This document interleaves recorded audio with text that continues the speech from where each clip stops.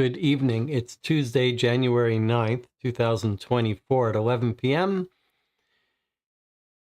And we're here to play the final box from The Hidden Listener. You can see we've made our way through the first 11, and we've finally reached the conclusion here.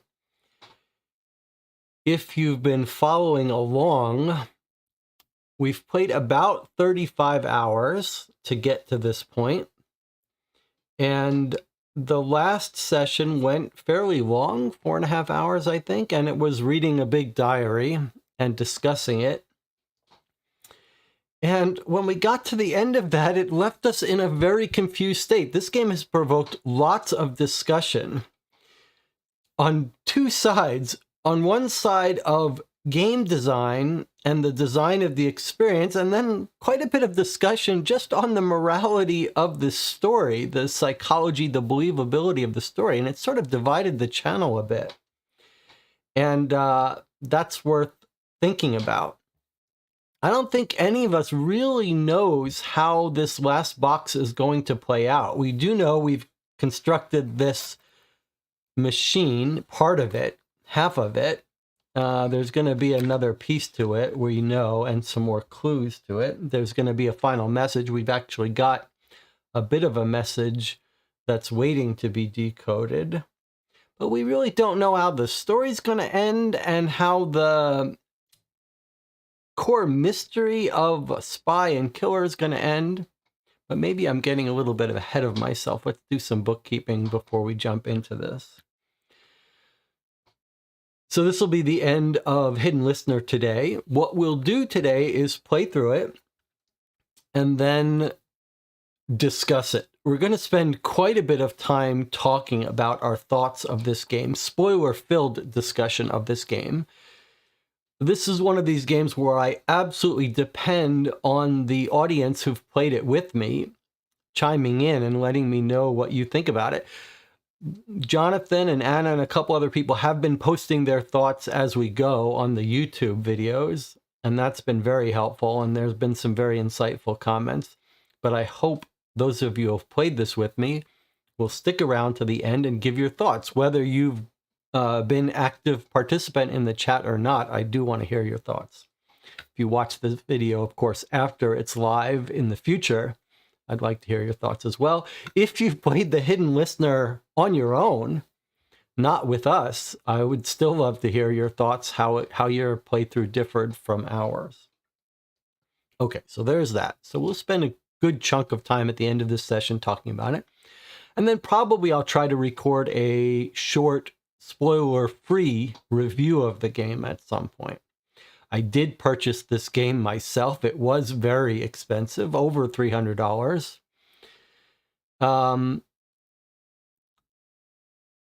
The idea there is that I won't be biased by a review copy. I do think that's a very substantial problem, especially as you get into more expensive games. There are all sorts of incentives to give positive reviews, but even when you purchase a game yourself,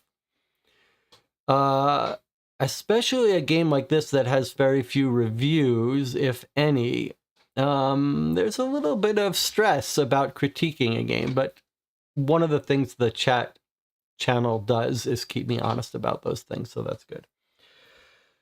Okay, and then as far as bookkeeping goes, Sunday we'll have our conclusion to our Dear Holmes play by mail, and I think what we'll try to do is play some shorter one-off games going forward for the next couple weeks. If you want to help decide what games we play and when, you should visit the Board Game Geek Guild for this channel. There's a link on the About page of the YouTube. And there's a thread there called GameQ where I've got a list of all the games that I've purchased and own. And you can say which ones you want to play. And a member of the chat, Water, has created an online voting poll, so you can actually visit that. There's a link at the top of that page, and actually vote for what games you want to see play next. And maybe I'll start to follow that poll to encourage people to participate. And then the last thing, bookkeeping-wise, is I'm going to do another game development update. in the next week or so, maybe even on Sunday, talking about High and Low, the detective narrative mystery game set in New York City in the 30s and 40s that I've been working on. People from the channel have been helping me with, and I'm going to try to do those more frequently, so maybe even one this weekend. All right. Before we dig into this box, this last box, I want to get everyone on the record in the chat about what you think we're going to find out here at the end. The last box says contains solution. So there's been some debate. Is this a game? Is this a story? But it's phrased here as a solution to something.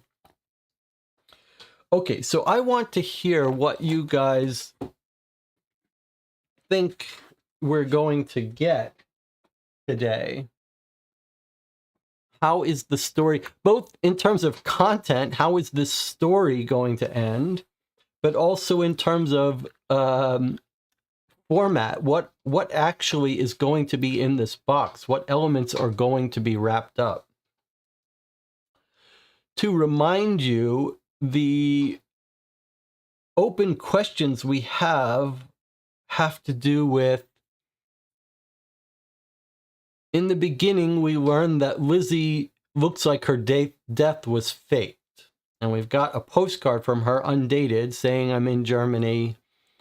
I've arrived. I'm fine." And the last bit of the diary seems to suggest that she was heading to Germany to pretend to be either the whore or wife of a German general, Habich, and they're going to start spying on the Russians. I guess he's going to be replaced into East Germany during the reconstruction of Germany and be a spy for the British on the Russians, who the British and the Americans are wary of moving forward. So we think we know where she's going to Berlin and why her death is fake. But what we don't know is, are we going to get an update on her life? Is her life going to have changed besides going there? She's going there pregnant. Is she going to write back to Penny saying, "I'm happy, life is good"? Is she going to write back and say, "I've left Carl, I'm fleeing"? I've left Habich. Is Carl really dead, the father of the child and her fiancé from before? Did he really die? I have my doubts. The game seems to be really laying it on thick now that he's dead, but on the other hand, it's not told us that his body has been seen, which is very suspicious to me. What is this going to be used for, this code? What's the nature of the last message? Who was the spy at Latimer House? Who was the killer at Latimer House? We've been operating for the last 6 or 7 boxes, having convinced ourselves that the killer and the spy are different, at least the killer of the first body. But do you think that we've got all along one killer and one spy on different tracks? Have we misunderstood and it's all just one killer, one spy? Is the killer and the spy different for the first murder, but then the spy's doing the rest of it? Lots of unanswered questions riding on this last box. Okay, so let's check in with the chat and see. I want to get everyone on the record. Jonathan says, Carl's dead. Carl was the mole. Peter was the first murderer, Gretchen's boyfriend. So Peter killed Percival for some reason. And then Jonathan says, first murderer probably going to have been the murderer for everyone. Lizzie and Habich are in East Germany spying. I'm hoping the solution will be in a separate envelope inside the box. Perry says, I think we will learn of Lizzie's fate, but I'm not sure if we're going to be given a killer or a spy. Though I'm guessing Carl was the spy. This was more a story, less a game. Okay, we'll talk about game story stuff at the end. DJ Moneycut says, I think we'll get a wrap-up of Lizzie's mission and the machine will decode the identity of the mole.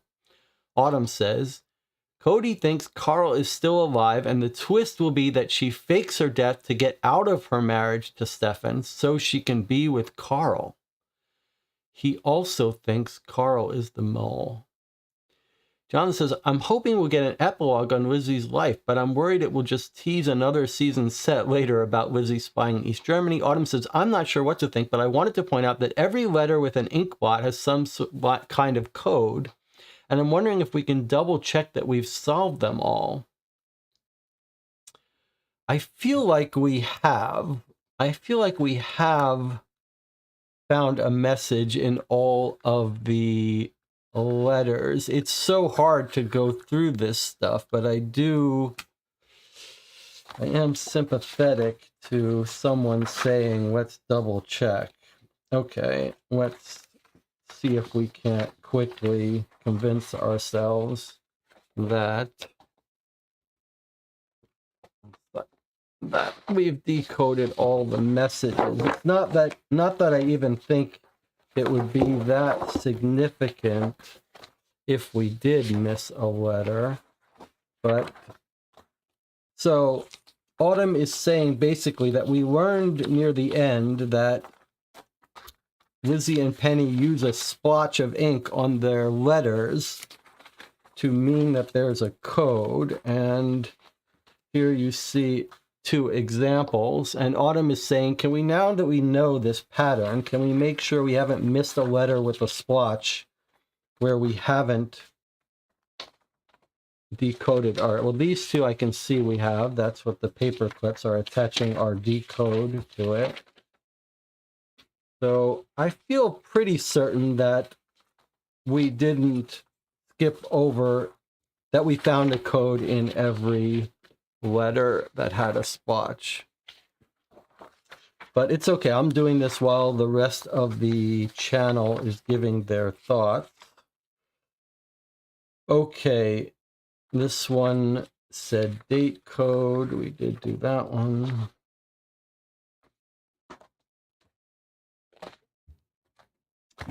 Anna says, find out from the machine a secret message from Carl that was the spy and the killer, so Lizzie would feel lucky to escape from him and live happily ever after. That's interesting. I'm starting to think that they faked Carl's death to get him away from Lizzie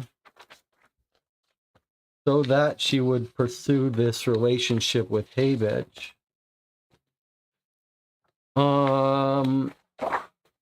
I do think that, well, there's 2 things to consider. The first one is that we do have a message that we believe is to be decoded with this wheel. And let me remind you, yeah, that's it. Let me remind you that we have the source of that message is, let's see. Here is a scan of it. The source of the message that we believe is to be used on this wheel. Why do we think that? Because the introduction letter suggested that to us. Let's see. It says, the cogs may go some way towards assisting with decoding one of the documents that have been provided. So we think that this message needs this set of cogs, this device that has been building up. Now, whether there'll be another message that uses it, I don't know, but it's important to note that this is from Baker Street to Penny Vinnick. So eventually we don't know how Penny got hold of this message, but maybe Penny has received it from Lizzie and she's asking Baker Street to figure it out. We know that this belongs to Lizzie E. Phillips. She's put her name on it. I'm not sure that's very good spycraft to put your name all over your encryption devices, but it is weird that who this is to. It's not like, hey, we've intercepted this message. What does it mean? It's from Baker Street, the crypto local London people to Penny Vinnick at Bletchley. You would think if anyone could decode it, it would be Bletchley. So it's kind of weird that, oh, I see, they're not decoding it, so that's what it is. For some reason, Baker Street has said, we've got this code, we don't know how to interpret it. Penny, maybe you can solve it. But so this, we don't know who this is from, but actually, this leads some credence to the idea that Elizabeth could be the spy, which is kind of what I'm starting to wonder. But Lizzie doesn't know Russian, so she can't be the spy. She can't be the spy. But this isn't Russian. So this is a secret message from Lizzie, presumably, or to Lizzie, but probably from Lizzie, having nothing to do with the spy. So I don't think this is going to decode a message from the spy, but it is going to decode some information to Penny from Lizzie, probably. But we don't have a date on this, so we don't really know what it is. But it is from Operation Volant. What's our Operation Volant? How do we have Volant fired? Volant is the babies, the plan to send German generals back to Germany with wives and babies. So this is probably a message from Lizzie. Okay, now, there was something else I wanted to remember to point out. Remember that the whole structure of this case is we're relatives of Lizzie's. I remember what I wanted to say. In the chat, Autumn says, Cody thinks Carl is still alive, and the twist will be that that Lizzie fakes her death to get out of her marriage to Stefan so that she can be with Carl. Now, this is interesting. I'll tell you why it's an interesting theory. It's the first time we've heard this theory from Cody, who's talking through Autumn. And the reason it's an intriguing theory is because of the date of the death certificate. The date of the death certificate for Lizzie, which we know is fake, is March 1945.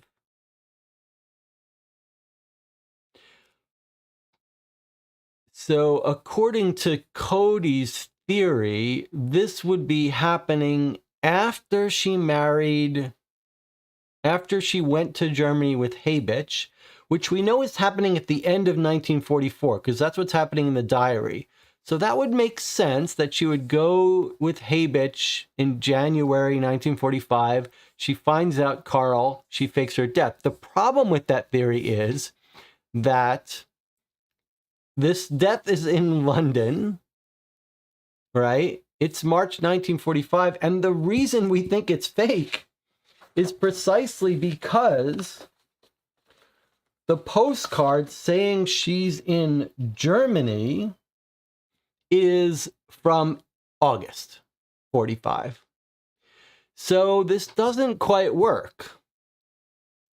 She's made a message saying, I'm alive and well in Germany. That's what this coded to. Germany. She said, am alive and well in Germany in August 1945. So it doesn't really fit the timeline. It makes much more sense that she hasn't gone to Germany until March 1945. They fake her death, and then they send her off in it with a different identity back to Germany with Haybitch. And here she is a couple months later writing back saying, I'm settled in, I'm in place, I'm going to spy with, I'm going to help, I'm going to do my task, I'm alive and well, I'm in Germany. So it feels to me that as of August 1945, she is in place with Haybitch in Germany. So I don't think this theory about her faking her death to go with Carl holds up. Seems to me that even by August, she's settled in with Habich. It wouldn't make sense for her to stay in Germany if she's going with Carl. Carl may be German, but of German, he certainly got German knowledge, but well, maybe he would. I mean, Carl is very suspicious of Russians, but you would think she would be coming back to Britain if she wanted to be with Carl. Okay, last things, let's see on the record here. Unless Carl's mom is fake, Carl's from England. To me, that makes it unlikely he's a Russian spy. Not impossible, but less likely. And it says maybe the secret message is about Lizzie. They tell Penny she went on a secret mission to Germany. Warren says, I think they were quite convincing about Carl's death, but also the bosses didn't want her to marry Habich, so I'm concerned they know Carl's alive. Anna says, I don't think Lizzie's faking her death. Townsend is faking her death to give her new identity as Habich's wife. I agree with Anna on that part. DJ Moneycut says, who are they trying to fool by faking her death? That's a reasonable point. It may just be part of the system. When you want to give someone a new identity, you have to explain why the old identity doesn't work. Let's say someone in Germany starts to suspect that this woman is Lizzie Phillips. Well, they go check, and if they don't see that Lizzie Phillips has died and there's no record of her walking around, they get suspicious. But if they see that Lizzie Phillips died, maybe they stop saying, okay, it can't be her. So for those of you who don't think Carl is the spy and think that Carl is dead, then is the ending going to be that the spy is simply one of these named people, Stefan Wines or Gunther Fischer, that we never heard anything about? Because that would be a very odd decision in terms of telling a story, to have the spy be someone that we never met. I found that one entry in the diary that convinced me that they ruled out someone they shouldn't have. But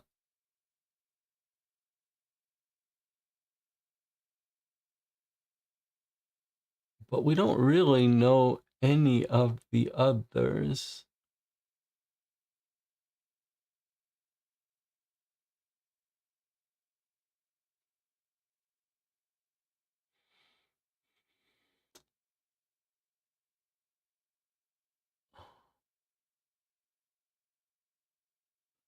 And I want to get the chat on record about spy versus murderer.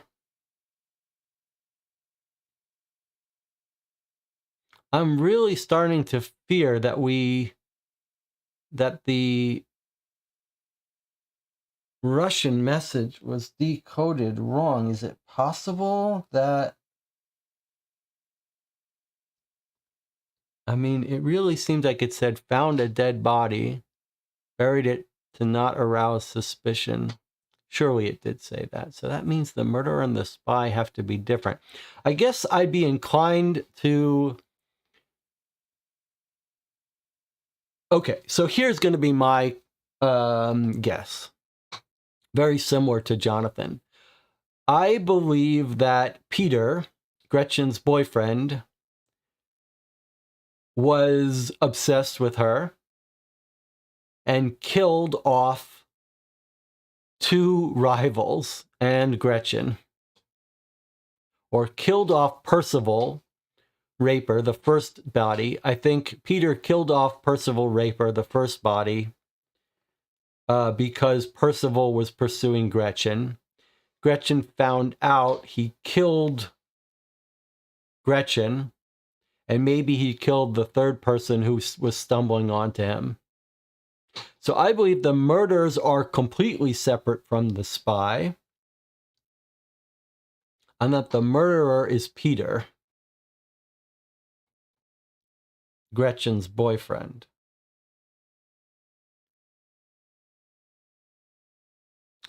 Now, as for the spy,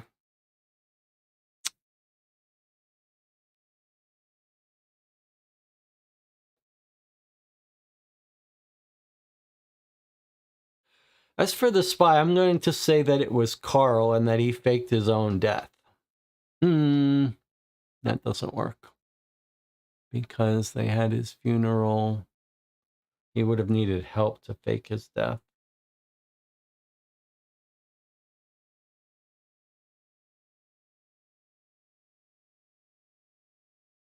I'm going to say that Carl was the spy, though. And that they've turned him, they've sent him to Russia. He's still alive.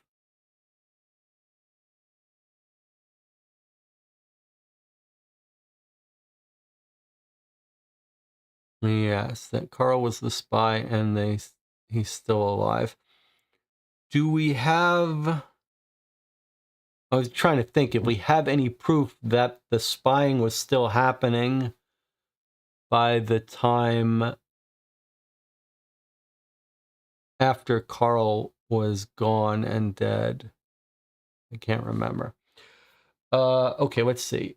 Jonathan says, can we see the translation one last time?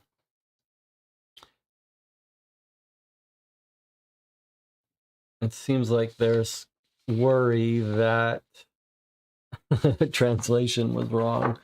I think that ship has sailed for us, but yeah, let's see. Where is our Russian worksheet? Does anyone remember what box it was in?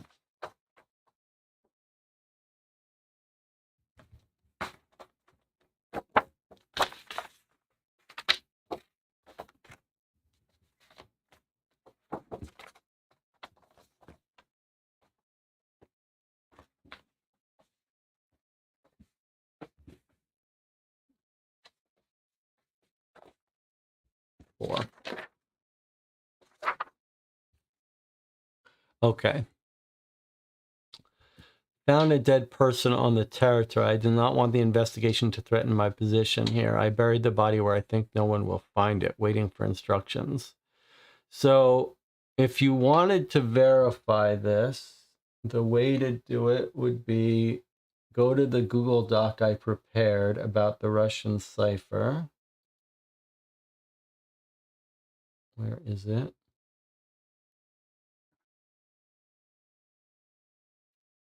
Okay, you would go to this document, and to avoid auto fixing, you would do one word at a time. So we would do copy, then we would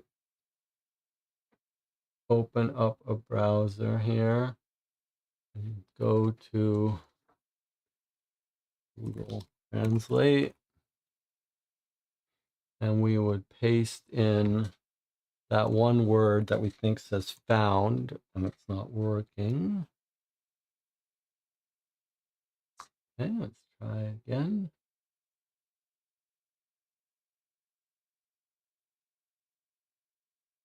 Okay.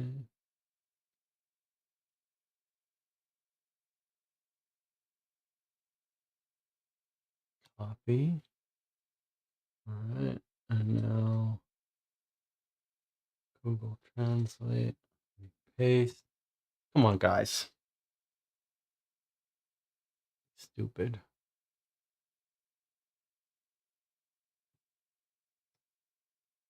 Okay, and we don't want French, we want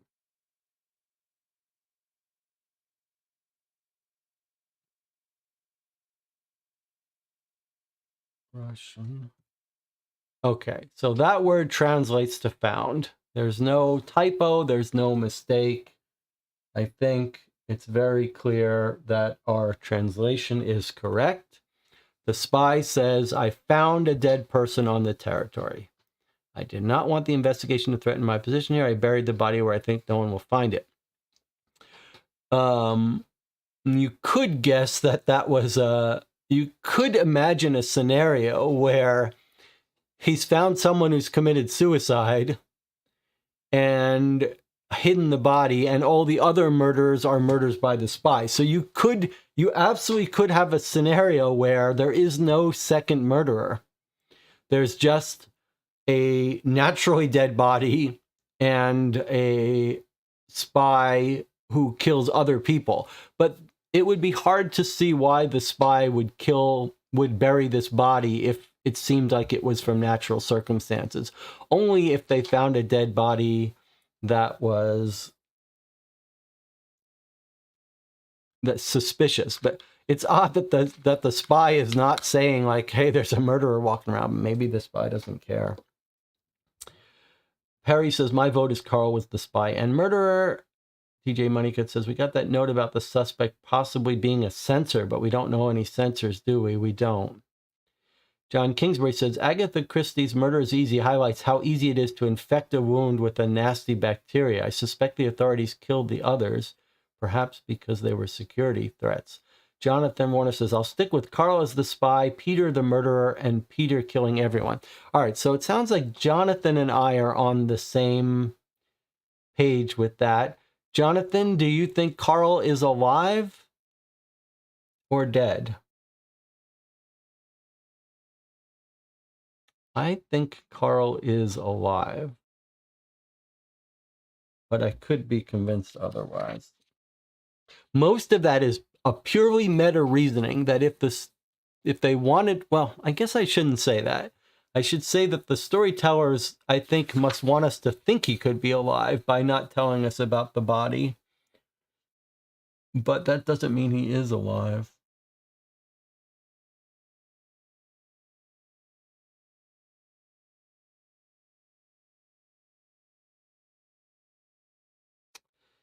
I'm going to say, DJ Moneycut says, I'm going with Carl's dead and spy is around on the radio, on the list. Okay, so it looks like everyone has different opinions. And what does everyone think before we wrap it up and find out? What does everyone think this message is going to be? I think this is going to be a message from Lizzie to Carl saying, I'm going to meet you. A message from Lizzie to Carl.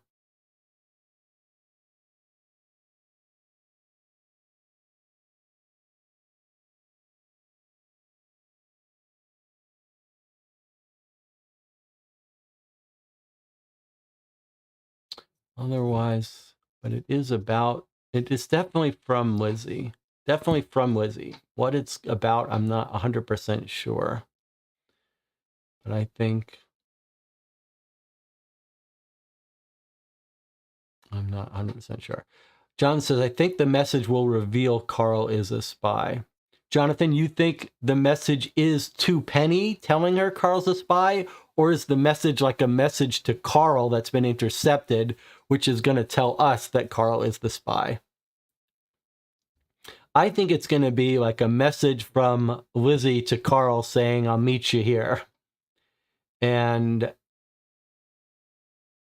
we're going to find out that Lizzie has learned about Carl or something.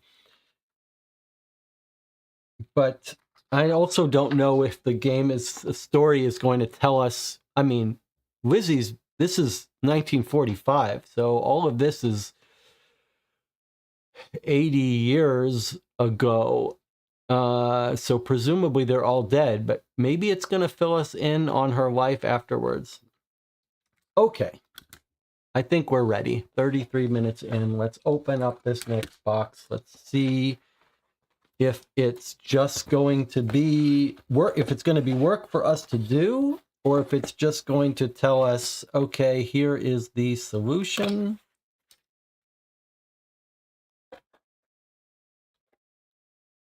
I really don't know. What was Operation Volant again? Operation Volant was the placing of the women with German generals, sending them back to Germany with babies. Anna says, the message is going to be, Dear Penny, looking forward to your knitting patterns in Germany. Love, Lizzie.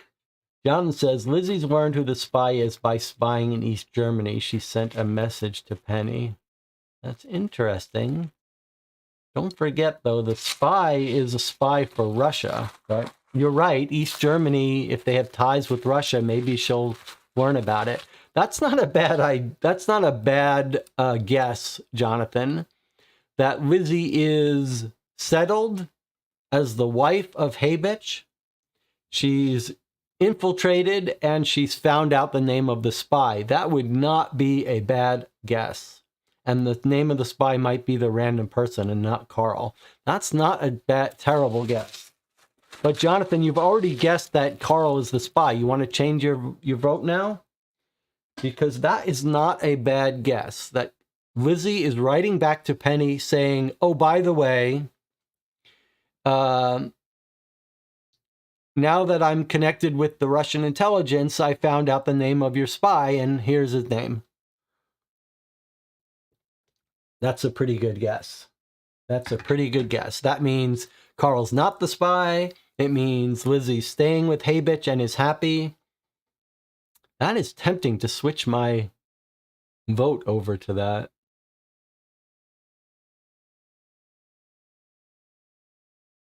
I'm tempted to change over as well. I'm just following Jonathan's lead. Because that feels more in keeping with the story.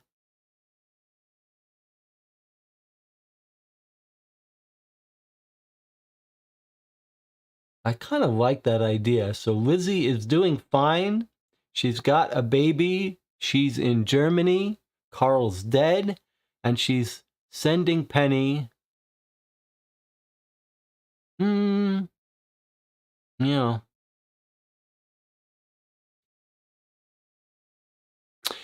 There's another reason I like that theory. It's just occurred to me. What's Baker Street? I was thinking Baker Street has intercepted something that they shouldn't have. But now I remember that Lizzie went to Baker Street to train for her operation. Baker Street may be Lizzie's contact. So I think maybe what's happened is Lizzie has dropped in her dead drop, a message for her handlers. It has made its way to England. And this message they know is for Penny. So it's Lizzie's message to Penny. And she's telling Penny the name of the spy. Anna says maybe Townsend or Kendrick was the spy. That's not a bad guess either.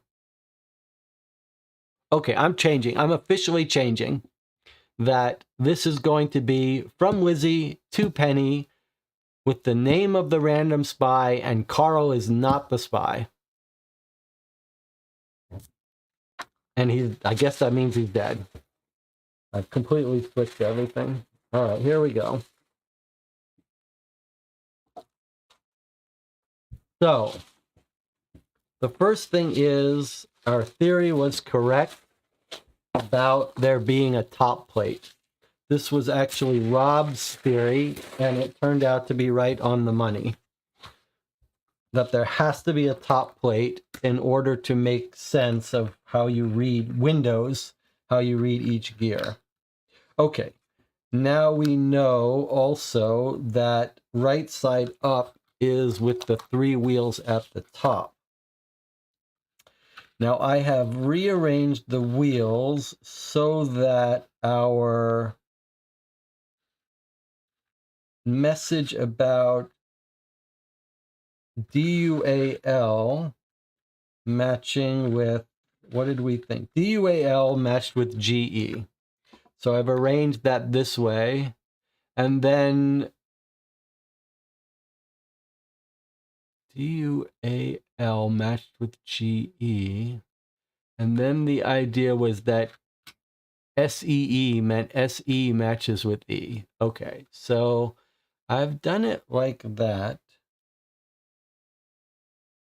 But we don't know that these wheels are in the right order or that they're arranged properly. In fact, even if that is completely correct, DUALGESEE, that just gives us 3 gears. It tells us nothing about how to arrange these gears. So we can't put this on yet. We don't know how to do it. But what is this?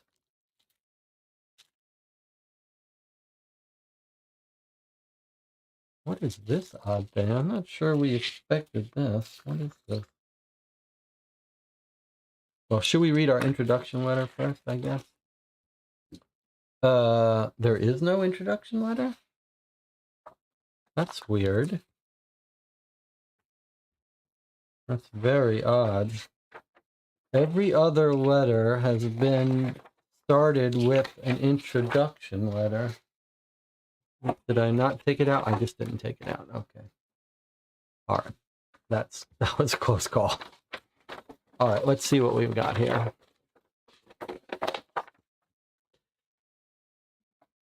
The research team have reached the conclusion of their investigation into Elizabeth Phillips, as explained in my previous letter. The last of their findings has been enclosed. Along with the final few declassified documents, the team discovered a small letter from Carl Neumann's mother, which indicated her desire for the medal he received during his time in service be given to his next of kin. I am pleased to enclose the medal and request you keep this safe. It does appear from Mrs. Neumann's letter that Carl's child was born, and it is our hope that at some time in the future, when more declassified documents come to light, we may be able to trace your lost relative. I really thought we were going to get photographs based on our previous diary entries. Okay, so this is going to be the medal, Carl von Neumann's medal that he wants his child to have. Let's take a look at it.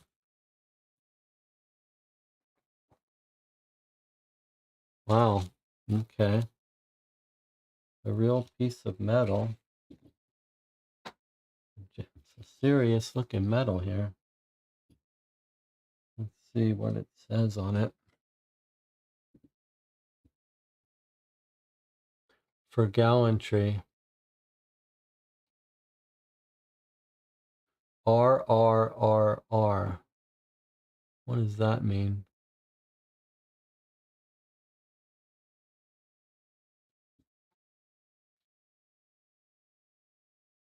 Now, nothing on the back. Nothing inside. Can we just confirm this is not a Russian medal? Because that would tell us something. Surely this is in English. It's a British medal. I don't know why these R's are all over it, though.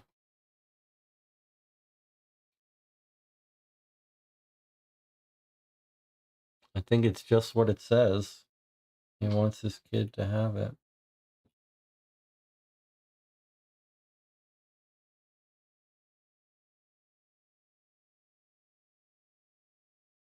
R is for royal. Guess is Pétion. Okay. Let's put that aside. Let's check out. All right, so this is a pretty thin box. We've got the cover to our thing, which we don't know how to arrange. We've got 3 documents and 2 letters. 3 documents, 2 letters. Okay. Let's do these in order.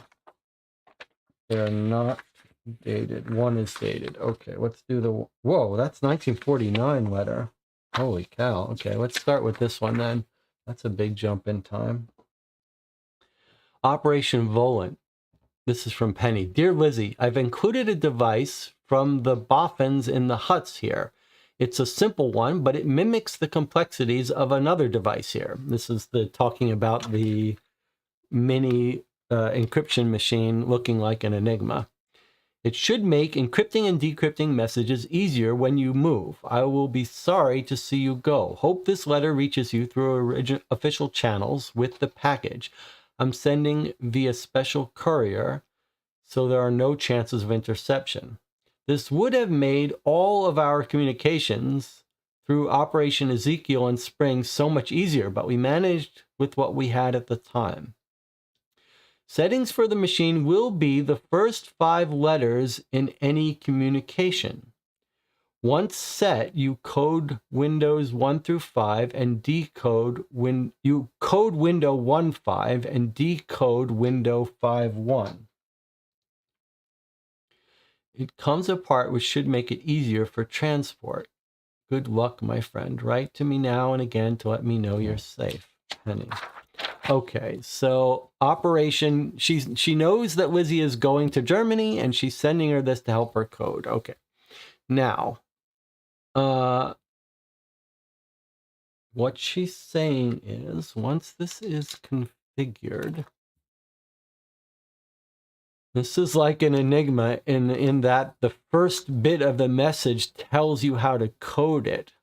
So basically what they're saying is when you have a message, the first 5 letters in any communication. So for example, in this communication, this is how the enigma kind of worked. The first 5 letters tell you how to configure the machine. So ZFNJB, you would arrange the gears so that they show up. So you would code this, you would adjust this wheel so that the Z is in the 1 slot. And then you want the second dial to show an F in its window. And I guess you can loosen these enough that we can pick it up and move it.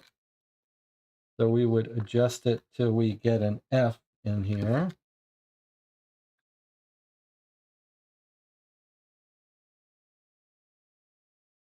Okay. I can see there's a Z, there's an F. This is assuming that these wheels are in the right order, of course. Okay, let's just practice with this for a second. Z, F, and then this wheel wants to be an N. So then I don't know what our dual thing was about. Z, F, N. Then I guess we could lock these down.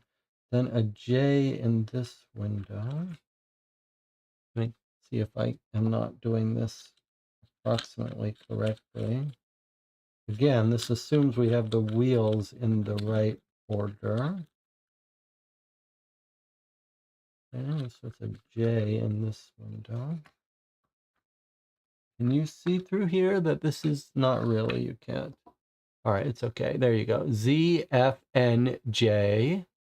And then B should be at the top of this window. So this is the same kind of thing that they actually did with the Enigma. The beginning of the message encodes the configuration of the machine. All right, well, we should have actually considered that. We didn't really consider that possibility. So this is now at ZFNJB. Okay, if these are the right wheels, then maybe we can do this without even doing it. Okay, so now let me go back to this, make sure I understand it. She says it would match better if the number of zeros matched the top board. Okay, don't know what that means, but I take it that you are saying I've got these wrong now that I flipped this upside down. You're right. Okay, so before I mess with it though, you're right. I flipped this board upside down now, so now these cogs are not in the order we think. But before I fix that, let me just take a look at this letter again and figure out this 5115 part. Okay, first 5 letters. Once you code windows 1 through 5. Okay, once set, you code window 1.5 and decode window 5.1. Now, what does that mean, 1.5 and 5.1? You code window 1. Does it mean you code window 1 through 5 and decode? No, you code window 1.5. What is window 1.5? We've got 5 windows. What does window 1.5 mean? And what does window 5.1 mean? I thought it would just mean you code window 1.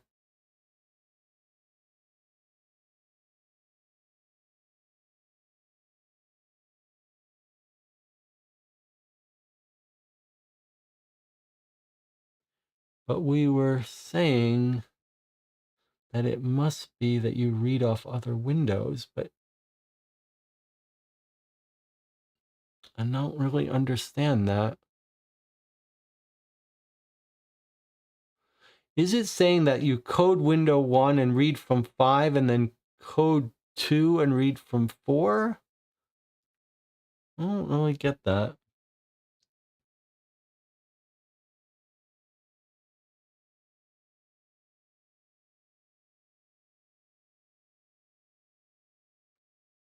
It must be that we have to read from these windows. Otherwise, as has been suggested, it's all pointless. The relationship between these two are going to be the same for the course of the message. You code window 1-5. What does that mean, window? Or does it mean one set you code windows 1? Does it mean you code windows 1 through 5?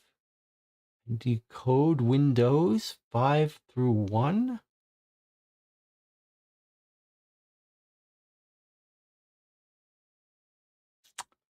That's confusing to me.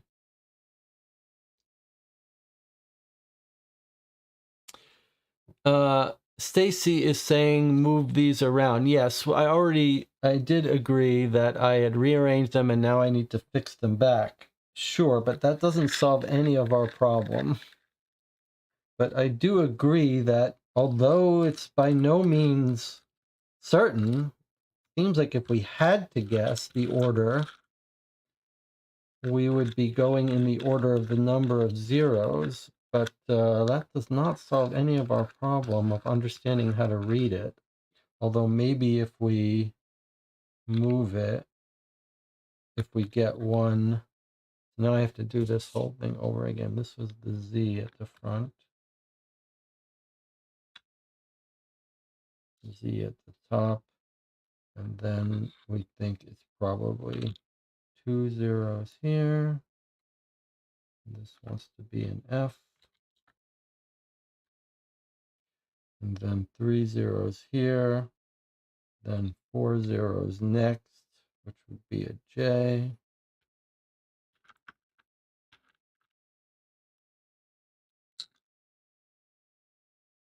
And then it would be with our full zeros here. This is a classic case, however. So this is our guess about the order of these things. This is a classic case, however, of something that I mess up a lot, which is that we've got something that's ambiguous, and I say, well, it probably means this. And in reality, we're not thinking it through, because these are 5 spots for 5 letters.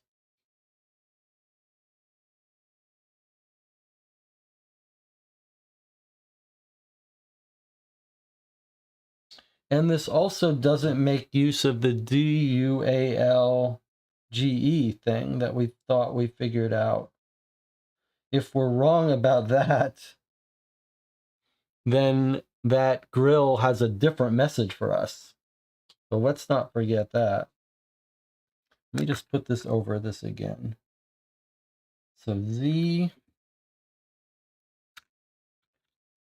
F, E, F, N. I want to get this, and then maybe something will jump out at us. J, C, F, N, J, B. Okay, so if this is correct, we don't need the windows if we mark it. Ugh, let's see. We shouldn't have to look through windows. We can just mark it here.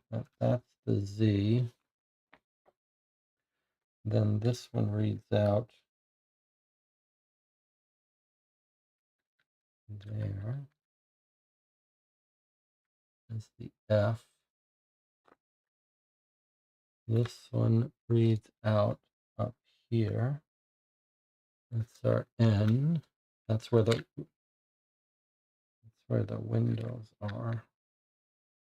We can mark where the windows are. We don't have to keep putting that plate over it. This one's not going to want to work though, is it? And then here's our J. And then this one is not going to work, but it's the one at the top.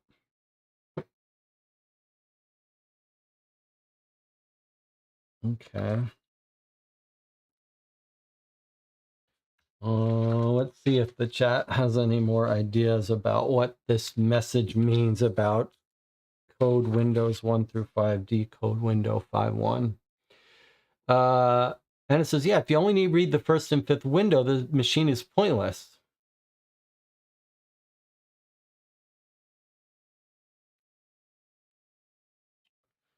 I wonder if it means, okay, let's just think for a second. If here is our original encoding of the machine, ZFNJB.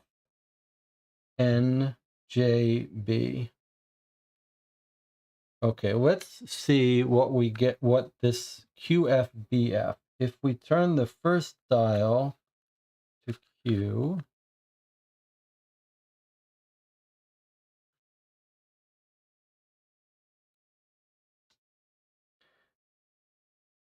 and then we read the last window, which looks like it could either be S or T. Boy, that's unpleasant.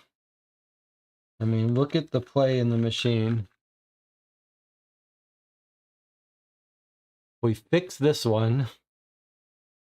There's enough play in this machine that you could basically get two different letters.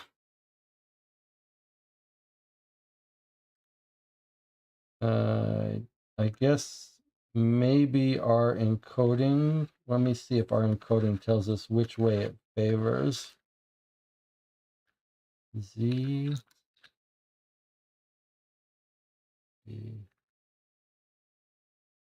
Okay. Let's agree on this one thing. This is helpful. Let's see. Z. Oh, come on.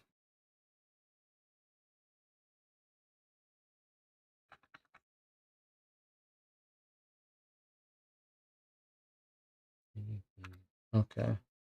So let me make a note that turn right most wheel clockwise taut. So in other words, you can see there's a lot of play in the system because these gears are not dead centered. There's enough wiggle room for them. But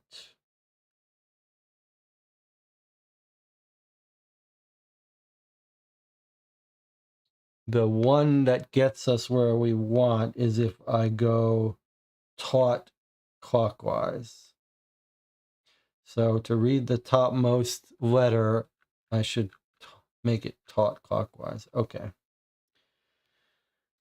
That's still pretty iffy. It can't be that you read it can't be that you read them all, because there'd be no way to get the configurations you want. Like, you couldn't depend on all the wheels being properly done. But if we are to code window 1, 5 and decode window 5 through 1, if we code window, and here's another problem. Look at this. The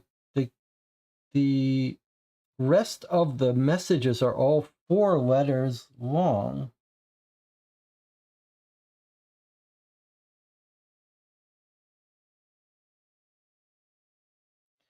So if we decode window 5.1. Okay, so first of all, we should say we are decoding this message.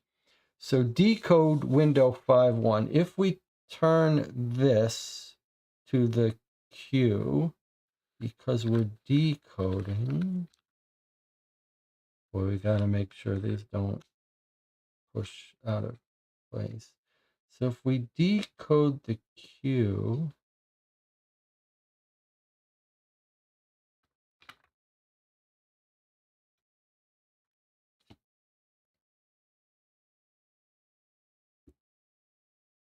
well, let's just try it. Let's decode here and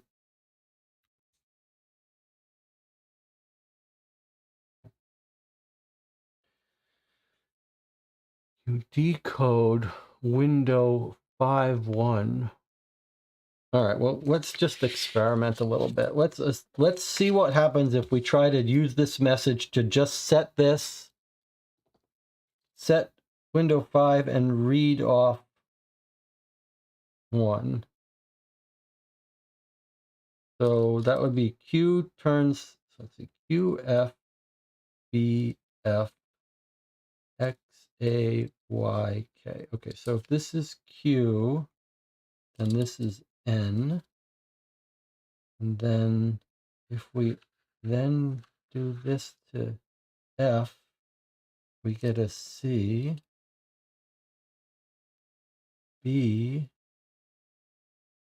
we get a Y maybe, and then F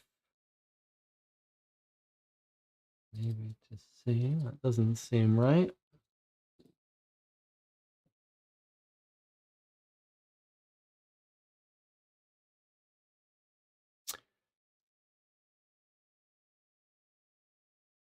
So there's some debate if it's true. What's the point of gears 2, 3, and 4? Cody says for each group of 4, put them in windows 2 through 5 and read the result in window 1. That doesn't make sense. The whole point of this is that we use these first 5 to configure these gears, and then we lock them in that relationship.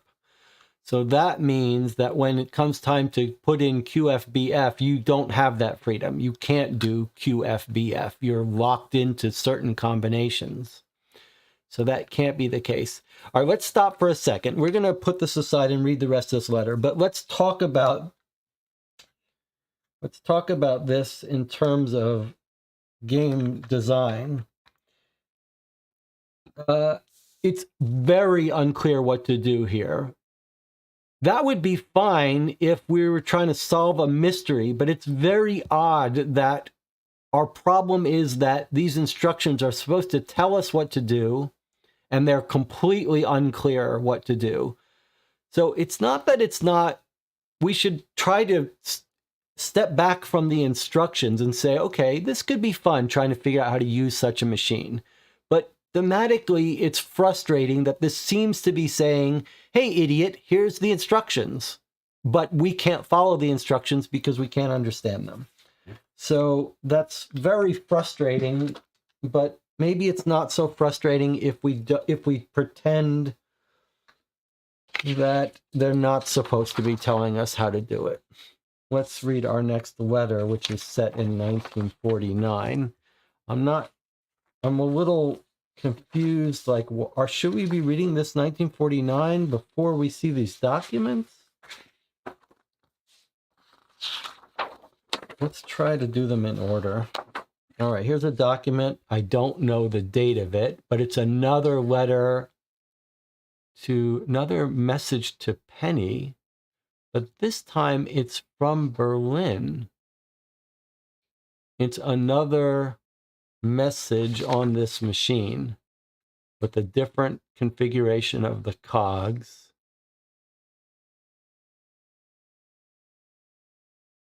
Who is this from? Hoopsizar or something. And Hoopsizar. Okay, well, there is an actual date here. It's 1147. So Let's put that with that. Let's try to do these in order, but we can't because we already just noticed that was 44. Here we go. Here's 1944, June. Operation Spring successfully concluded. Russian spy has been identified as Gunther Fischer. Fischer was involved in the installation of microphones at Latimer House and remained on site as an electrician to maintain the device. As such, he has had access into the listening room to maintain headsets and the rest of the offices to maintain wiring. This would have given him access to all unsecured files.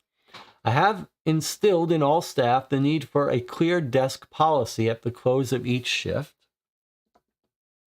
to avoid any accidental release of sensitive information. However, we have not limited Fisher's access to the building as per your standing order. It is our opinion that Gunther Fischer was responsible for the deaths of 2 of the 3 individuals who were discovered in the grounds of Latimer House, namely Gretchen Meyer and Sergeant Percival Raper. We believe it's likely he considered both were close to discovering his activities at the site. As a result, we consider it important that he does not feel threatened in any way by a single individual. We have questioned all involved in Operation Spring to avoid contact with Fisher and ensure he is not made suspicious in any way. With regards to the 3rd body discovered within the grounds, the investigation is less conclusive. We have been unable to determine a connection between Gunther Fischer and Douglas Goddard. It is conceivable that Goddard saw something suspicious and was disposed of, but the coroner is of the opinion that Mr. Goddard suffered a very different sort of assault. Inspector Macaulay feels, given the different burial sites and depth of burial, there is the possibility that Gunther Fischer may not be the one responsible. Given the need to maintain operational security and following the successful identification of Fisher, we have appealed to Scotland Yard to close all 3 cases. Mr. Goddard has been interred in the local cemetery. Given that he has no immediate family, the matter has been closed. Wow, this is weird. Okay, so first of all, it's given us the name of the Russian spy, and it does seem like it's just one of these people, number 8, that we had no information about, never heard of before. That was the mole. Okay. That's the first weird thing. But now the second weird thing is it seems to confirm what we picked up from the message, that one of the murders was not done by the spy, but it's saying it was the 3rd murder that wasn't done by the spy. And it's saying that the name of the 3rd murder is Douglas Goddard. This is all new to us. We were just told that that was a civilian male that was never identified. So now suddenly it's telling us the name of the person, which is the first we're hearing of it.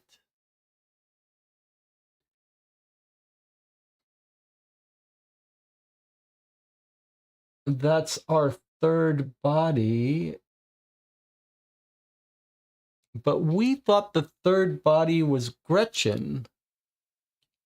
A 3rd body found was Gretchen, but she's not the 3rd person killed.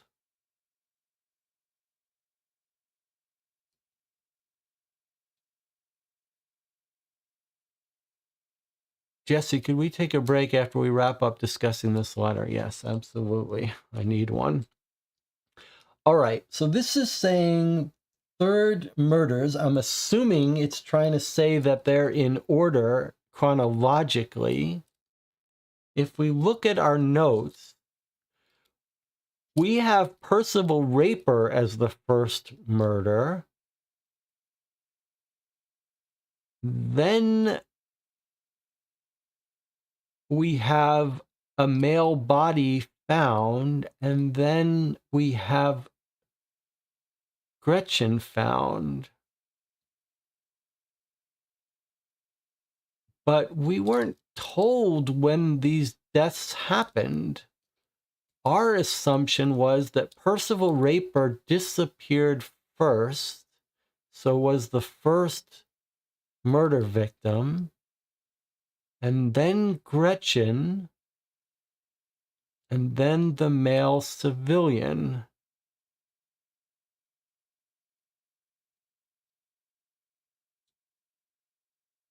On June 25, when his body was found. But we don't actually know where in the chronology that male civilian was killed.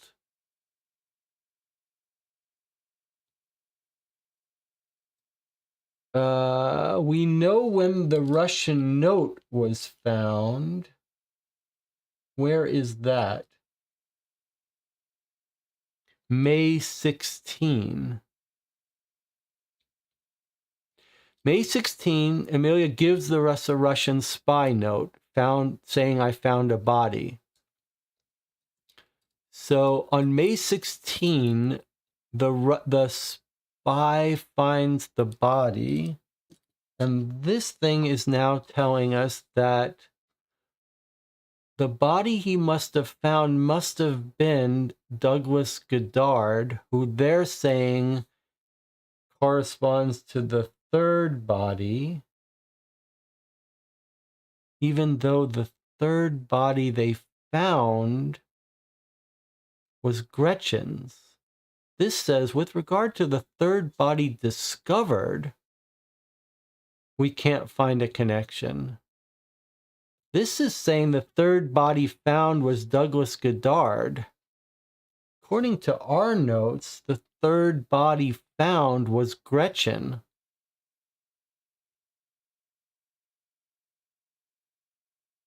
And we found the note under Gretchen's bed, so we thought it happened way up here. That's why we assumed it was probably Percival. But none of these three bodies do we know when they were found by the spy, just that it had to have been before May 16th, and we assumed before Gretchen disappeared.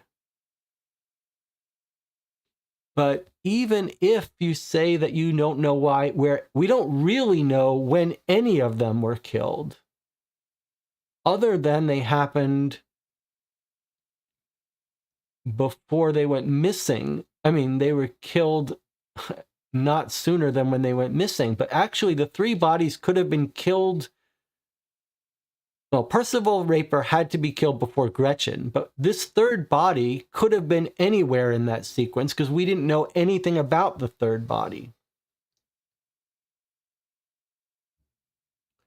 But now we're being told that the third body is Douglas Goddard, someone we know nothing about.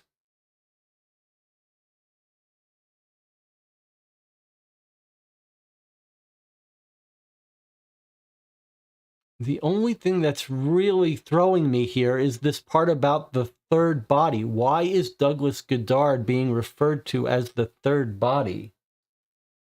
According to our notes, I mean, we could go check this out, but according to our notes, first they find Percival on June 3rd. Then they find another body who's male civilian on June 25. And then July, August, September, October, 4 months later, they find Gretchen. So why is this saying that the third body is Douglas instead of Gretchen?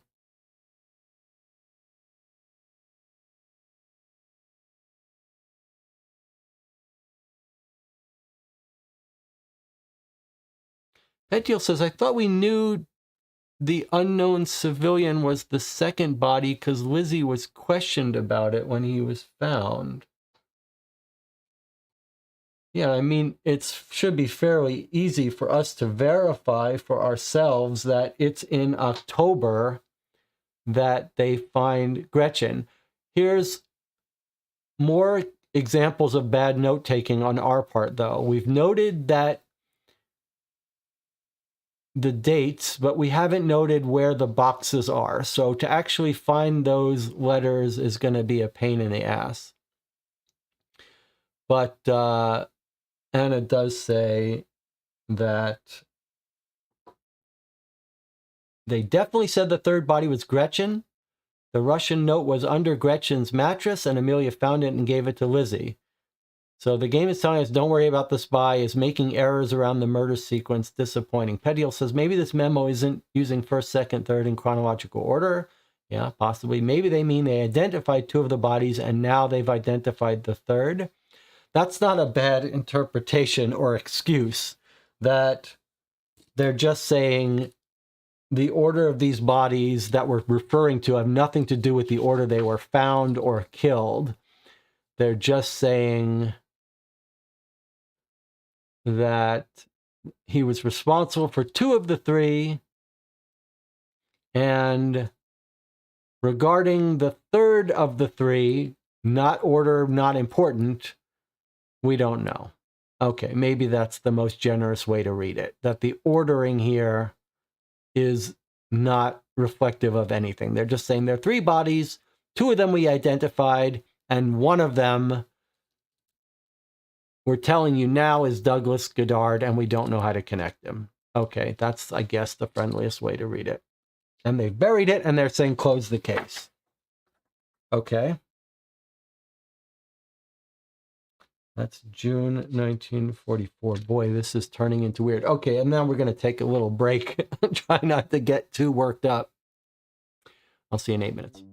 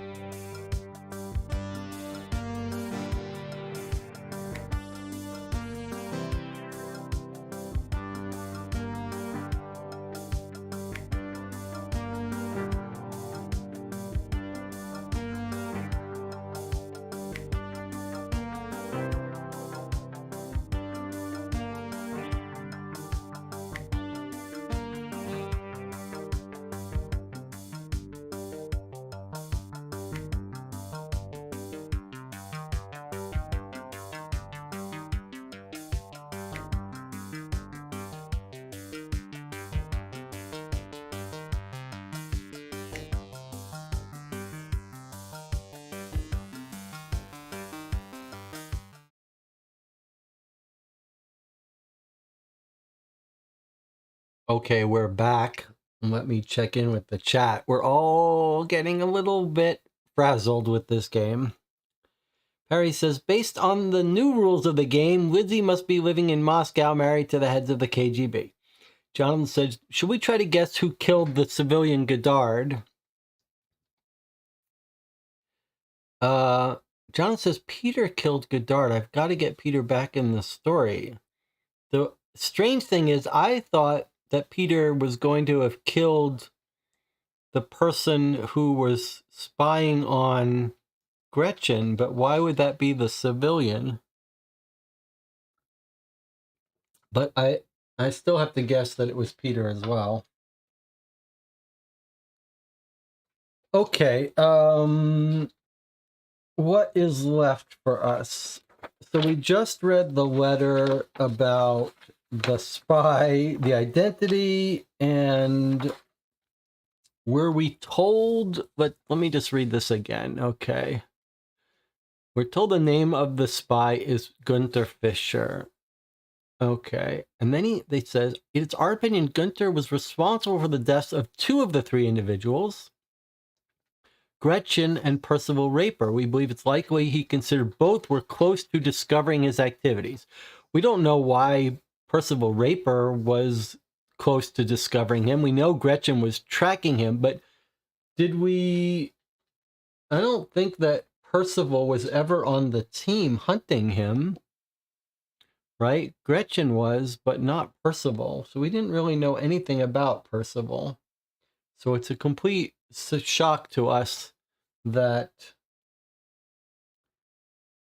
Percival was killed because of it. And the civilian we don't know anything about, Douglas Godard, suffered a different sort of assault, but no details for us. Okay, and then they just said, just put it away. All right, so here we have 1945 June. This is a couple months after Lizzie got her fake death certificate, and it's still the Operation Send Babies to Germany. All operatives now in place have ensured Russian side of Volant is securely behind Oder-Nisse line. Once borders confirmed at Potsdam Conference, they will review living arrangements to determine best operational location. I think they're talking about splitting Germany into East and West Germany. In the Russian-occupied section are Elizabeth Phillips, a.k.a. Helga Daschk. That's her new name. Stefan Habich, Stefan Daschk, and the child Carla Neumann, a.k.a. Elke Daschk. There we go. So it was a girl. She named her Carla. She kept Carl's last name. But the child will be raised as Elke Daschk. In the British section is Ursula and Klaus and Maria Holzer. This is the other pregnant prostitute and general got brought over to the Germans, to the British side. Penny Vinnick will be operational lead. She will remain at Bletchley Park until new arrangements are put in place. As per standing orders, operation remains unlisted at Whitehall. Okay, so the government doesn't know about it. The Townsend is writing this. Okay, our last letter. Other than the 2 encrypted documents, this is our last letter. Before I read it. Godard was a construction worker. We're not sure if Godard was a construction worker. I don't think so, but maybe he is. Maybe he stumbled onto the tunnel, had to be silenced. The tunnel didn't require... People knowing about the tunnel didn't seem to be a problem, actually. Perry says, if Gunther killed Percival, who discovered Percival's body and buried it? No, that's not right.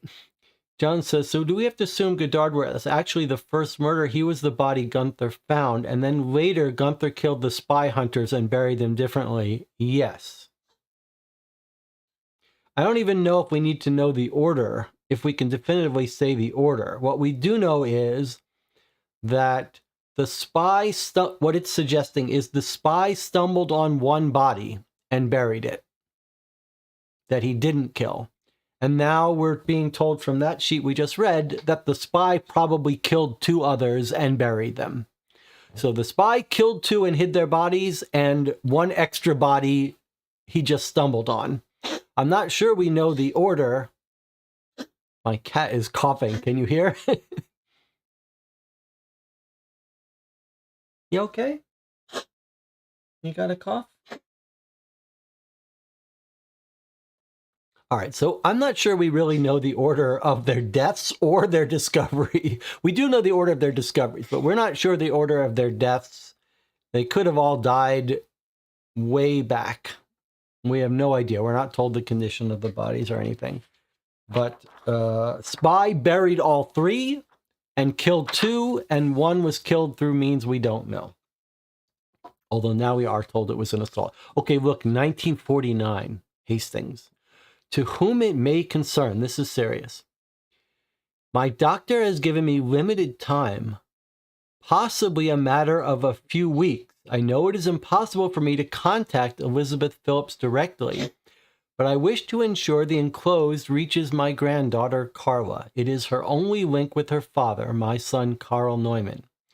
The war has torn so much from me. I was so grateful you allowed Elizabeth Phillips to visit me before she left on assignment so I could hold Carl's daughter in my arms and see her for myself. I know she will never know her father, but I wanted her to have this medal. Please can you ensure it reaches her, wherever she is? Yours faithfully, Annegret Neumann, so Carl's mother. Carolyn, did you authorize Elizabeth Phillips to visit Mrs. Neumann before departure? Kendrick. No. She must have done this without permission. What do you want me to do with the medal? File it. Okay, so in 1949, Lizzie broke rules, went to visit the mother. I can't remember if we heard about that. No, because she hadn't had the baby yet. So Elizabeth had the baby, and before they left, she brought her to the mother.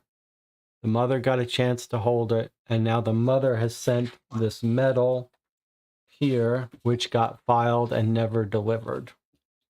We've now got access to it. Okay, so those are all of our new letters and documents.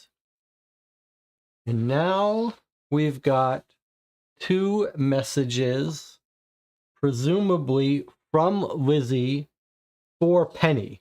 This is now we know is a device that Penny gave Lizzie. So it's for communicating between Lizzie and Penny. And we don't know we know this one is from 1947. We just got. This is our previous one. So I guess we're going to work with this one first. All right. Now it's time for us to come back to this. Anna says, maybe Sarah finds this solution disgusting. Perry says, that's it? That's all we're left with are the 2 coded telegraphs? That's really lacking. But you okay? You want to come up here? All right. Go have some water. Okay. All right. Well, before we give our thoughts on it, let's decode these messages and try not to get on tilt trying to decode them. All right. Let's read. So let's take a look at this. Let's talk about the things we don't know. We're not sure the order that these things should be in. In fact, we've still got that grill message.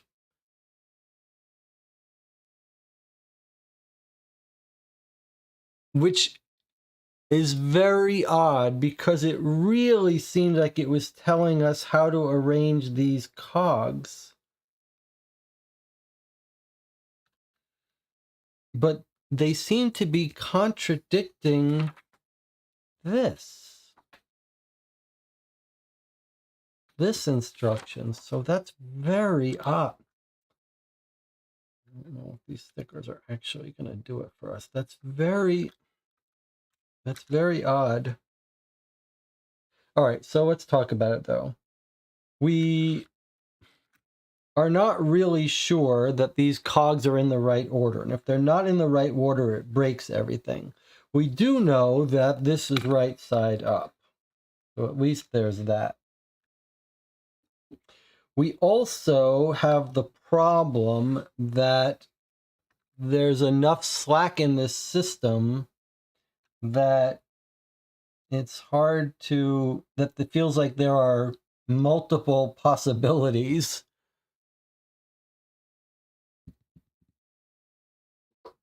Let me see. Jesse, a theory from earlier I'm not sure was seen. Okay, reposting Amanda's clarification from earlier so it's easier to find. E means put Q in window 2 without rearranging the gear order, then read it in window 1, then put the next digit in gear 3 and read gear 1. The third digit of the 4 goes in gear 4 and you read gear 1.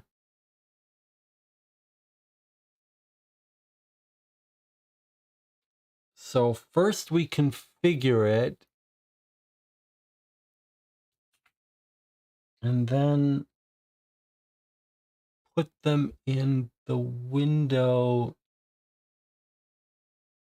Yes, it's not a terrible idea.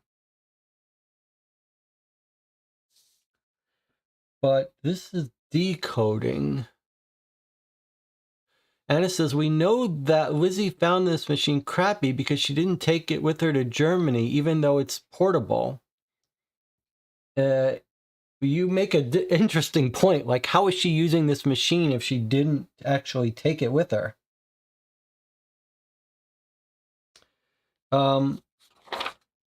Okay.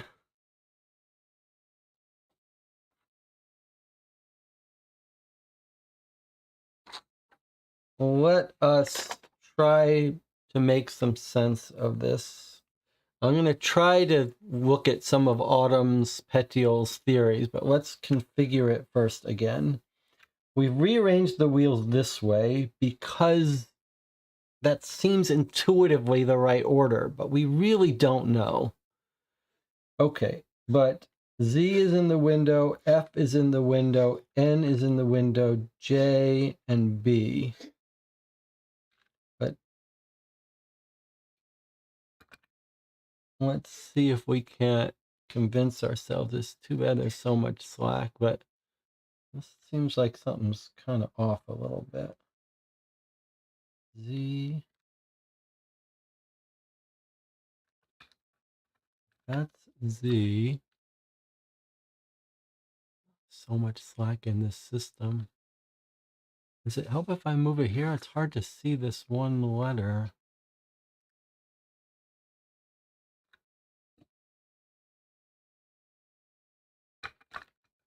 ZF. Oh boy, I can just see this is just like got all the recipes for frustration.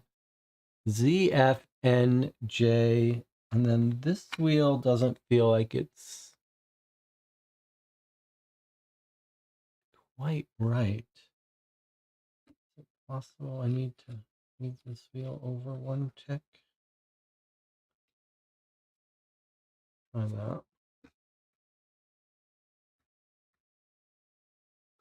Z F N J B. All right, ZFNJB. So we've now configured the machine. I'm going to tighten these down a little bit.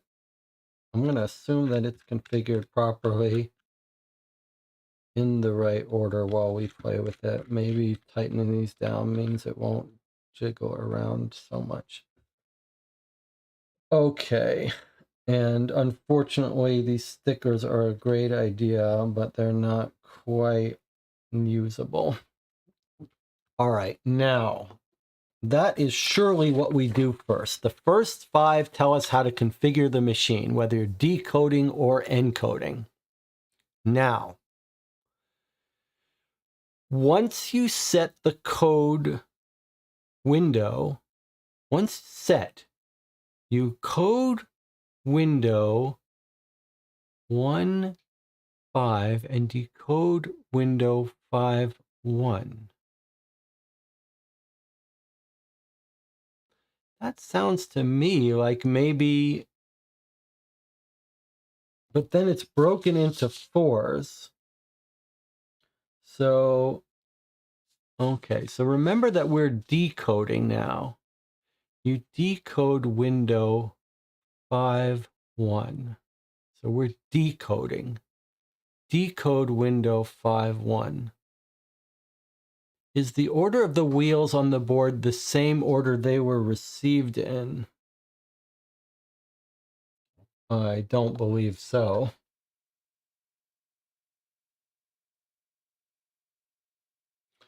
We got 0, 0, 0, then we got 0 dash, then we got 0, 0 dash, then we got 0, 0, 0 dash. So we got this 0, 0, 0, 4 zeros we got last. And in the beginning, we got the all zeros. So that seems we got them out of order. We didn't get them in any order that would make sense. So unfortunately, that doesn't help us. All right, so let's try to think about this for a second. It's broken up into segments of 4. This would sort of match the idea that you're always reading out on 1, but you're tuning the rest. And it has to be symmetric, right? The coding and encoding. So whatever you read, we're getting something that decodes to a Q. When she encrypted it, the first letter encrypted to a Q. Okay, so now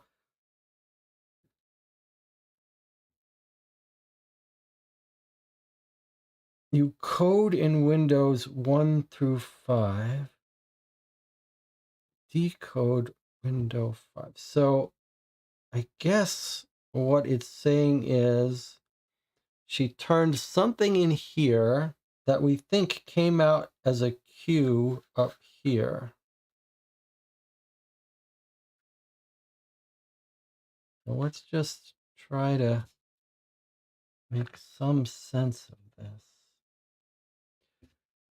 If she encoded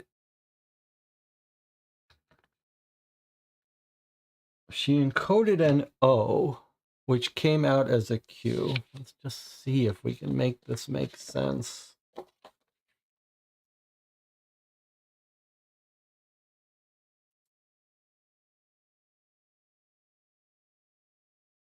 Okay, so she encoded an O, it came out as a Q. That's our first Q. Now the question is the F. So let's try it in the stupidest way possible first, which is that we're always doing it in this window here. So if F came next,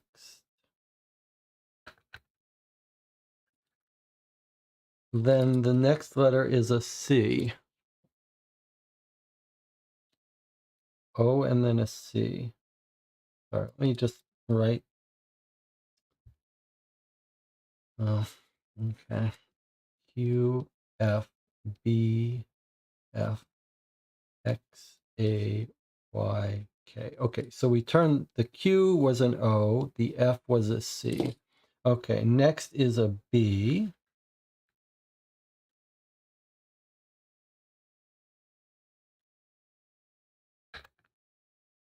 Next is a B, which might be an A.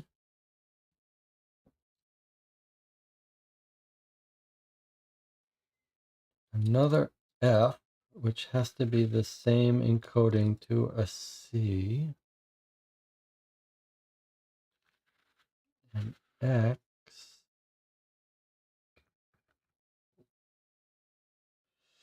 Again, there's so much slack in the system. It's hard to know if that's a W or a V.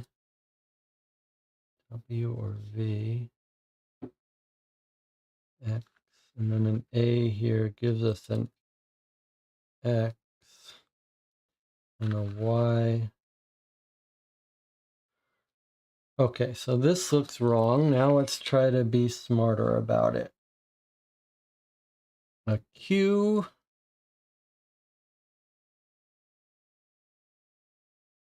An O turned into a Q. Okay. Wow, all the slack in here is really unpleasant. But, okay, O turned into a Q. So the first letter, I still think, is an O. But now we're saying, okay, the other theory was that now we move to the next.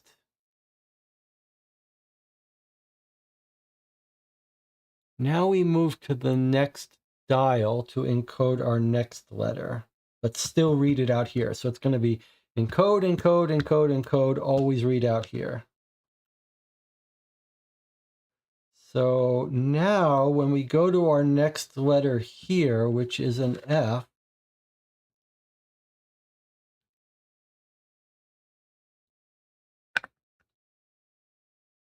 instead of reading it out here, and that 0 would be the first letter, we read it out here, which is going to be a U. I think this is going to be our thing, which is, I think, what Autumn was getting at.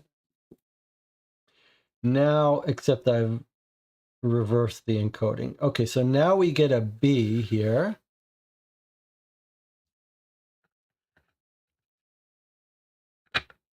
Now we get a B in the encoding, and we read it off here. Third dial, which we think is an N. O-U-N, that doesn't quite seem right. Okay, next was an F.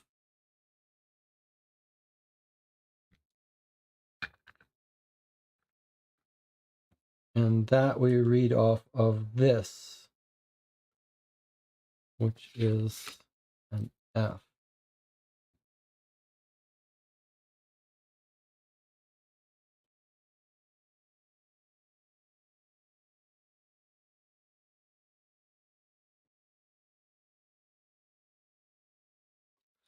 And to be clear, how we got that was she wanted to, this doesn't seem right, but assuming it was right, the way the encoding process would work was O goes to Q, then U on the second disk goes to F, and then B on the third disk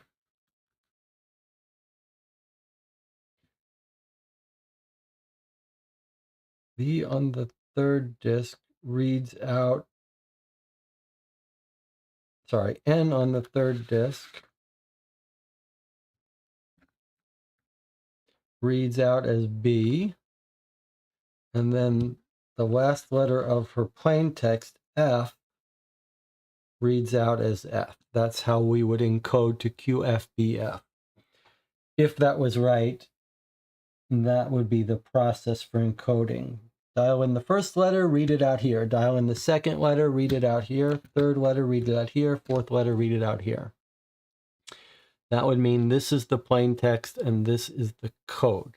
That doesn't seem like this is meaning anything. I can see the chat wants my attention.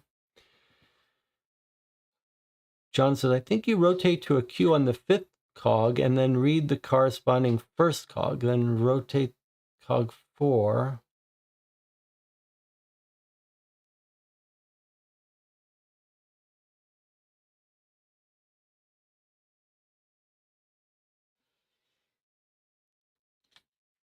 Yeah, you're just saying swap how you're describing the process. You're describing the opposite process. I've gone one direction. You're saying go the other, use the reverse process. I was just trying to follow this for coding, starting at window 1, 2, 3, 4, decoding window 5.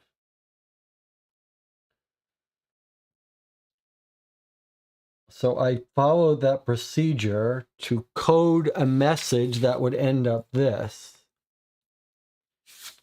If we wanted to reverse that, which does not sound like what we should do, we could certainly try it though,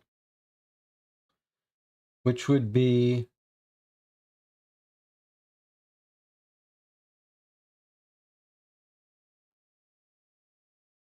so I did this by bringing a Q up here and then getting the O.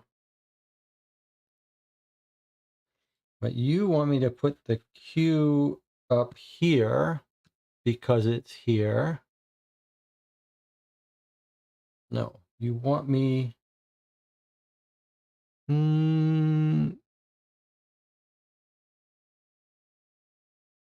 you're actually doing what I did, Jonathan. You're actually saying to do exactly what I did.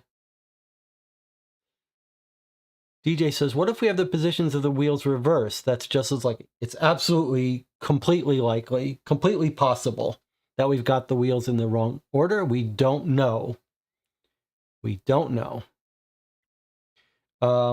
Maybe we could guess that based on maybe that SEE do ALGE is something that should help us figure out the order.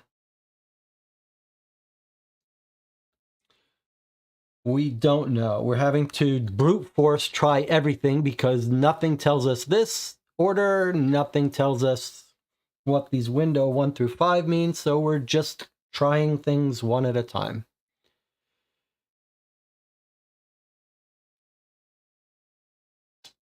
Perry says, is the top plate meant to be mounted? If so, you don't have access to wheels 3 or 4. All right, that's not true. You put the thing over here. It is meant to be mounted, but you can still change any window you want by rotating any gear. So you can make any window whatever you want. Okay.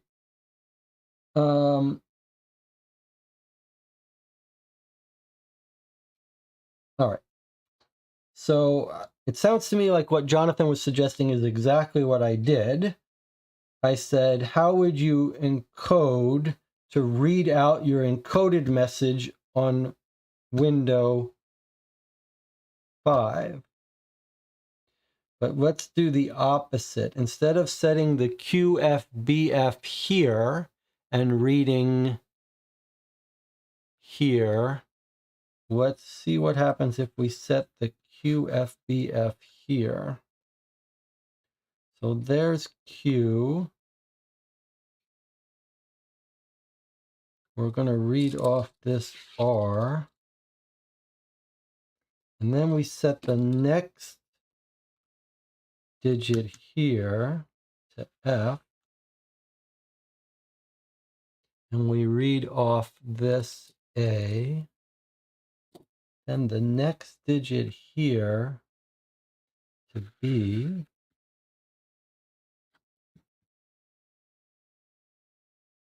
And we read off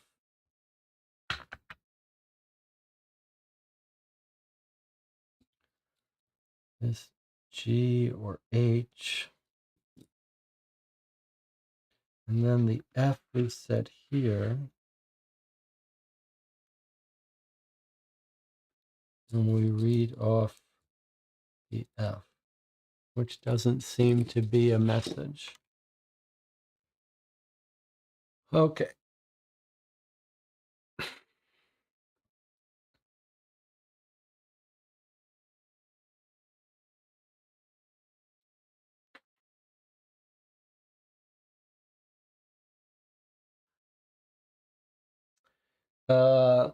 Yeah, this is frustrating. I can feel myself getting frustrated. Can we back up here? Can we try to make some sense of this message? It's clear how to configure the machine. The first 5 letters are the letters that should appear in the windows. We've done that. Let me check that again. Z,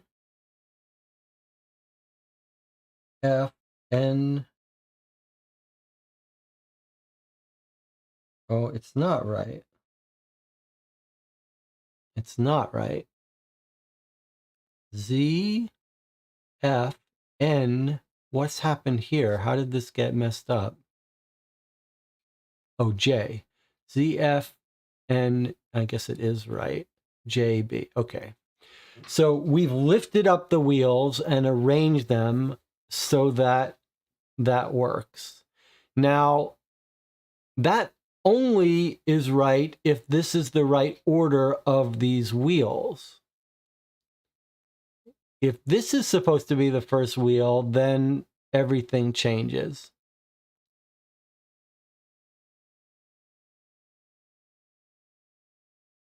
But let's assume this is right for the minute. We can try the other way later.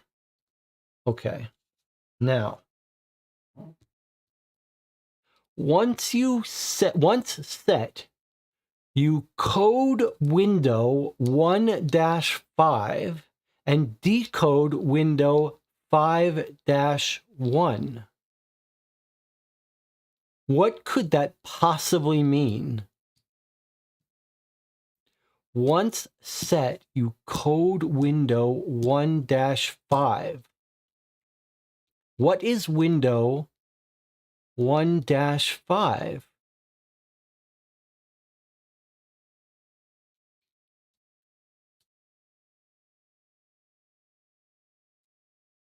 Does it mean you code windows 1 through 5?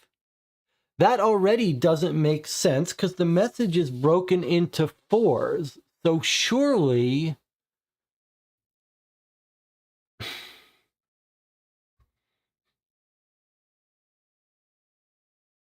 All right, Jonathan is trying to explain his position. Let's take the message QFBF.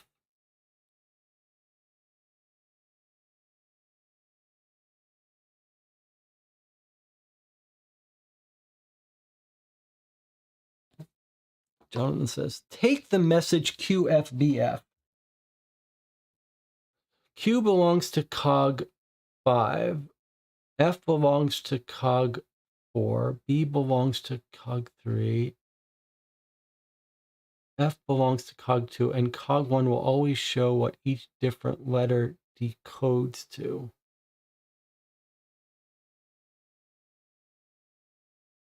I believe this is exactly what I did when I got this.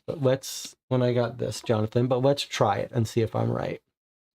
First of all, let's use proper terminology so we don't confuse ourselves. When you say, let's take the message QFBF, what you mean is it's been encoded. It's already been run through the machine and given us QFBF.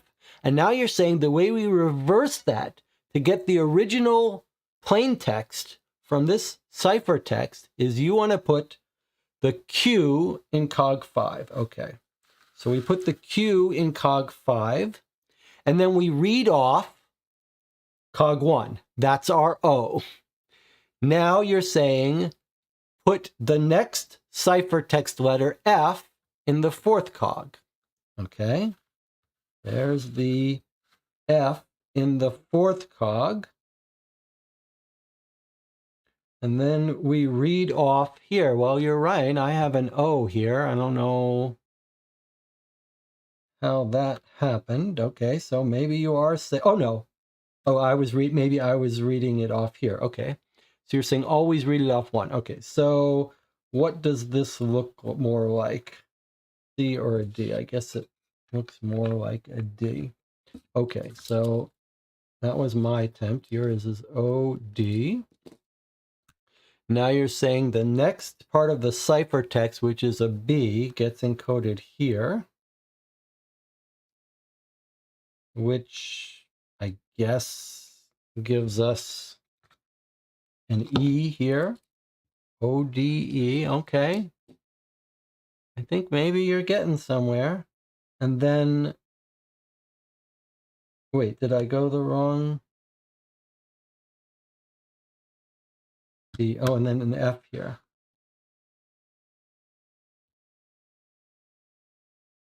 Okay, our F here. I thought for sure this was going to say order. Actually, the F is here. That's a Z.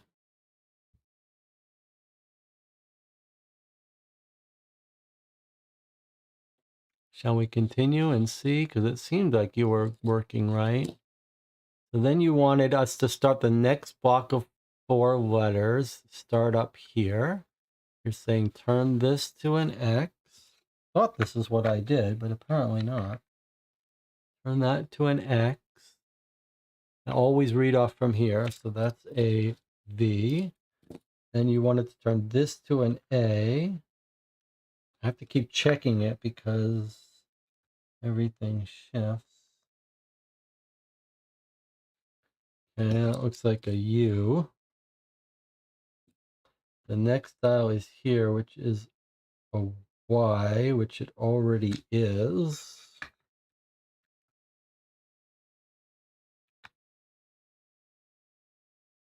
Wait a minute.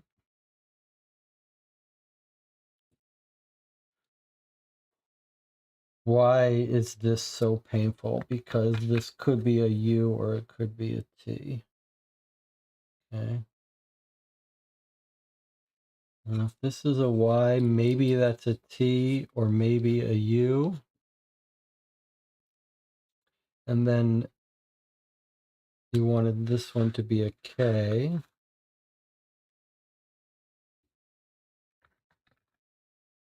Which ends up with an N.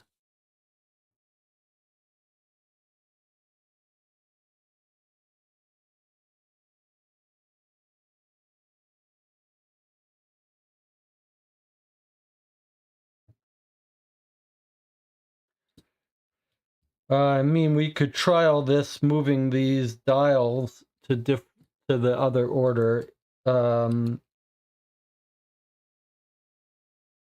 Anna says I would read these as once you set window 1 through 5. Once set, you code window 1 through 5 and decode window 5 to 1.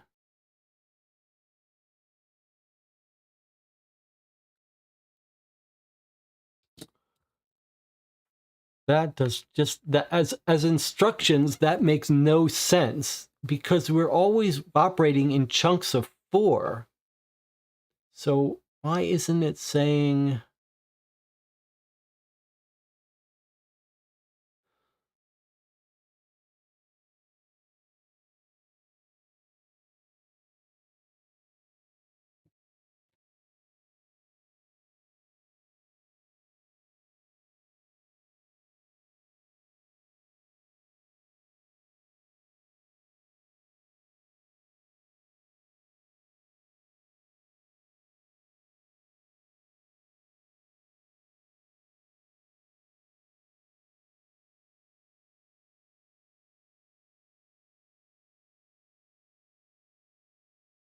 well, let's try rearranging these. I do not feel like DJ says, I'm wondering if the dashes on the face of the wheels correspond to each letter in a group of 4. That's an interesting point. So then you think the order would be, boy, it simply can't be that this is the first and this is the last.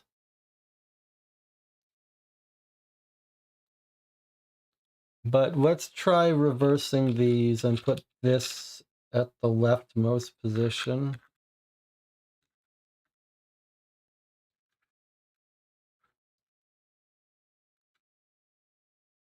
if you are watching these videos because you are doing your dissertation on frustration, this is a good example of this will help your theory of frustration. Make a device where there's lots of degrees of freedom. There's the play in the system that makes every single letter a guess between alternatives. Make combinatorics of different ways you could arrange these. Make the instructions unclear. The only thing they could might be able to increase the frustration is if this was written in script. Put this in cursive would help increase the frustration level.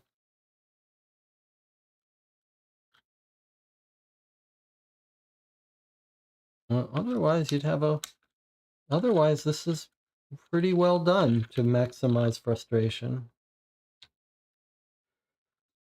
Okay, we're gonna try going this direction.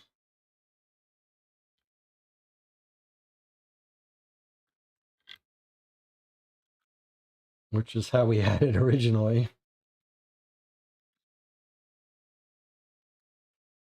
Make it so there's lots of work to be done. Make it, oh, that's the other piece. That's the recipe for frustration. Make it so you have to try many brute force things. Make it so that there's a long delay between when you try something and you see the result. And make it lots of work to test. And make it hard to keep track of what you've already tested. Okay. So we're going to try the same system as before. First, we have to arrange the gears to configure this. ZF. Okay, so we're going to say this is our first one now. That means this has to adjust so that F is our first one.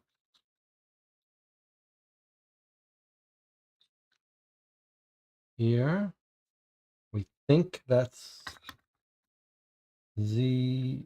I mean, there's play in the system, so it's kind of hard to know if it should be one over, one back. Z, hard to see that. That's not quite right. Looks like it's probably like closer to this. Z, ZF, N.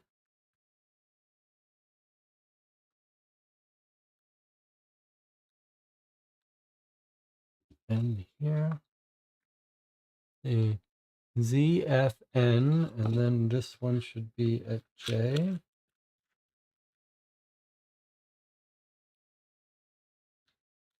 Wow, the idea that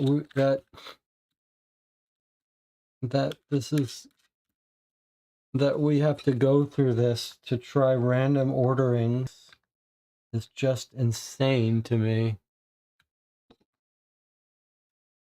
And then the B is here. I mean, if this was the only thing we had to that was confusing, then that would be fine. Okay. So we've configured the machine according to ZFNJB. You configure it that way whether you're encoding or decoding, so that's fine. Now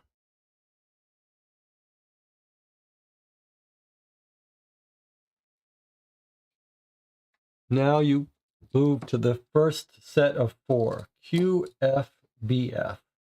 So we imagine Lizzie's at her home. She's encoding some 4 letters, and they're ending up encoding to QFBF. So if we imagine, I mean, we could read the decode instructions, but I'm trying to make sure the decode, maybe that's the way that we should, that's the way to think about it. Let's try to understand these instructions that at least is reversible. So we're decoding this message now. QF BF. So we think the instructions for decoding tell us something like, put the Q in here. We're going to do Jonathan's thing here. We put the Q in here. Okay. Now we have to, if we knew for sure that this was the right order, we would properly put this thing on. But because we don't, it's too much of a pain to do. All right. So anyway, that's the Q. We're trying to do the decode process. That's the Q, and we think we read it out here. Now, of course, because of the play in the system, we don't really know if that's an O or a Q, but it looks like an O. Okay. So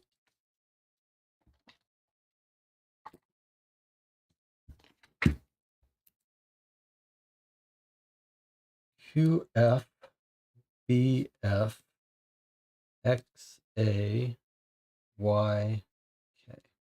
Okay. So Q decodes to O. Now, here's where I want to pause and think about this logically. In other words, if you follow the code instructions, you put a O in and you get a Q out. So we have to assume that the plain text was an O. You put an O in here, you get a Q out here. Now, I want to make sure that whatever we come up with for the next step reverses. So she's saying the decode instructions, this is the part where Penny has decided it's okay if I don't explain this at all. I'm just going to say decode window 5.1. Okay, so we're thinking now maybe what she means is that the next letter you put in here.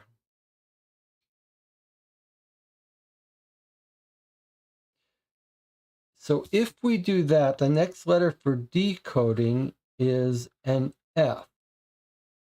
And then you read out from this cog and get maybe an X, which we think already is probably wrong. But now, assuming that was right,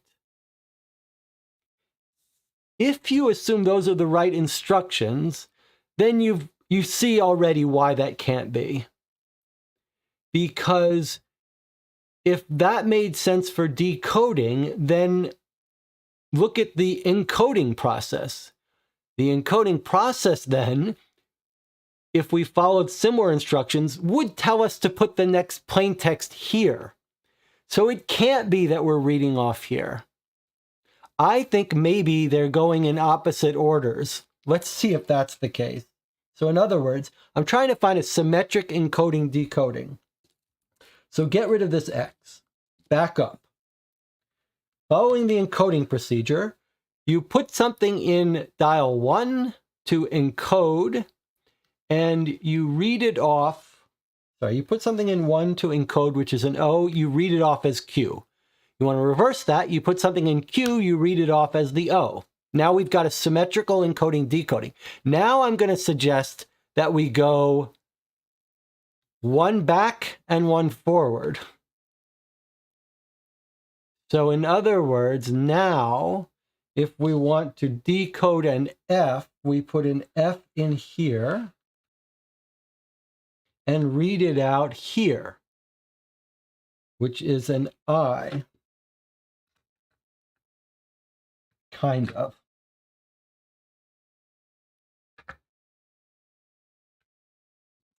Put an F in here, you get out an I. And the inverse of that is if you want to encode an I as your second letter, you read it off of 4. Now you've got a symmetric procedure for encoding and decoding. Now your third letter is just whatever you coded for. So in this case, it would be a B. O-I-B. So whatever you turn to, third wheel forward, third wheel back. Seems like a bad system, but, and then fourth wheel encode gives you this. So this would encode to an F.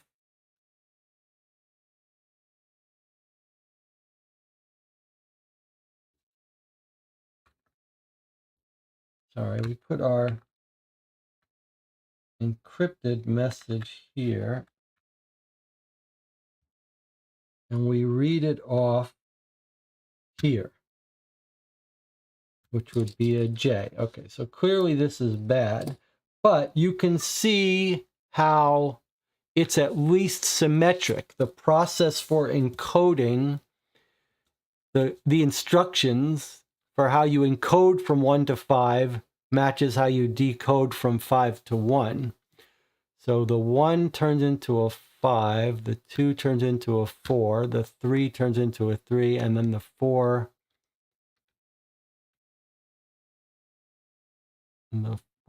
turns into a 2.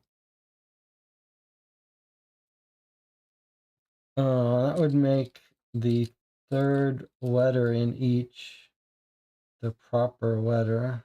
Doesn't look right to me.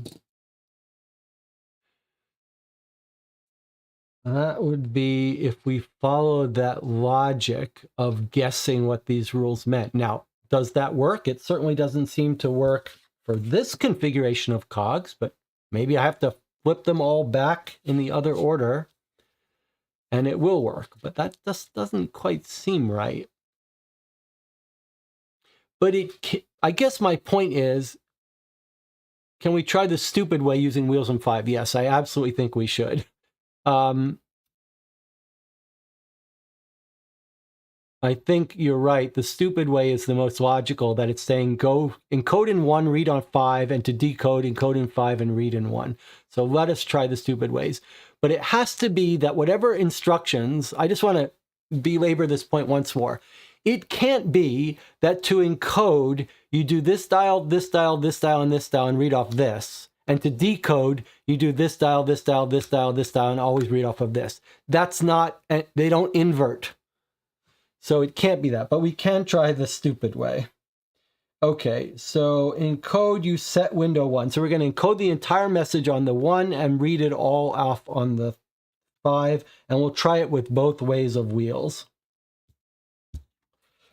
So let's try it.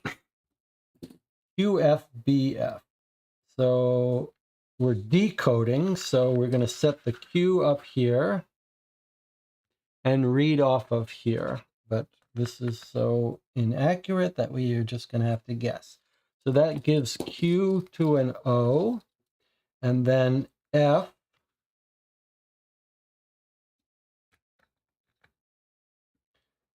goes to maybe an E.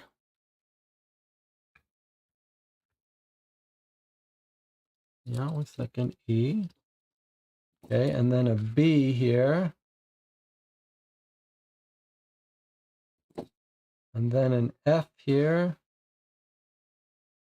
Might be a C. F is a C. O, E, A, C. Okay, that doesn't seem right, does it? Let's keep going a little bit, and then maybe we have to take off the wheels and try it with the other configuration to see if the dumb way works. The X goes to maybe a V. Okay, this doesn't seem right to me. Let's take off all these wheels again and try it the stupid way, since that seems most likely. That's the way that the instructions make the most sense, is if they're telling you to do the stupid way where the wheels don't really matter. An advantage to that is we don't really need the other wheels to be properly set.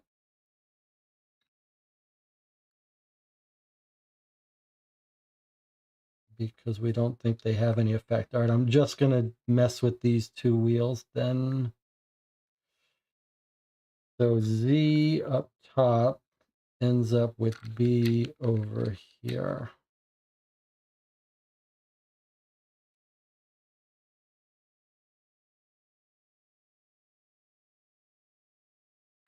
I guess I'm going to move these while I'm here, in case we want to try other stuff. So Z goes to B. And of course, this is also not assuming that that grill that said do UAL to GE is not relevant, which seems like it really was, but it's inconsistent with setting it this way. 2, 3, 4, 5. Okay, so now we're doing it this way.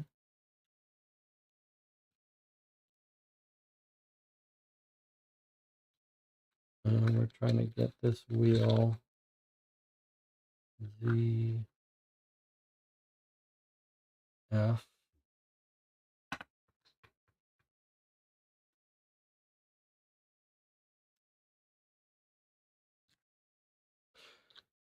The bad part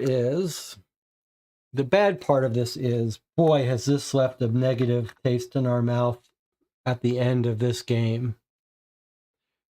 A very odd situation for us to find ourselves in, where the epilogue story seemed, the solution to the mole seemed very anticlimactic, and now this is ending on a pretty unpleasant note. Z, you can't see, but that is a J, and that is an F.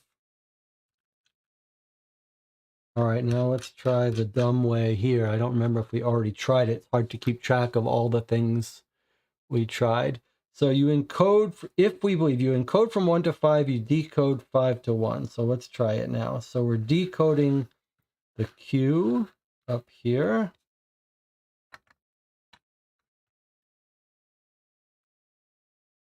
Which turns into an O. Then the F here.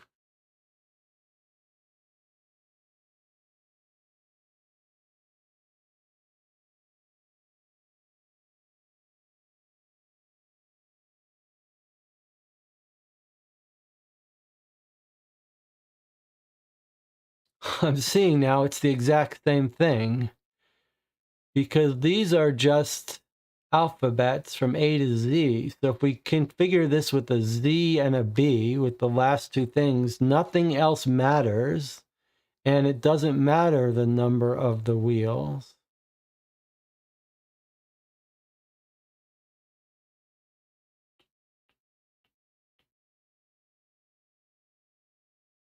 So actually, reversing the order of these things makes no difference. In fact, this is just a Caesar cipher from Z. Let's see. You go D. No, this is going backwards. So it's actually, as you increase here. No, yeah, it's just a Caesar cipher. What on? It can't be that there's this much play in this system.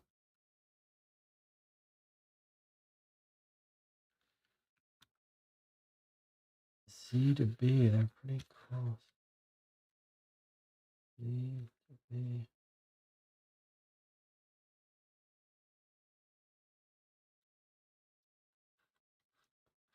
There's no hint system. I mean, you can get help at their Facebook group, but we don't do that. We don't do that. We don't go to the hints.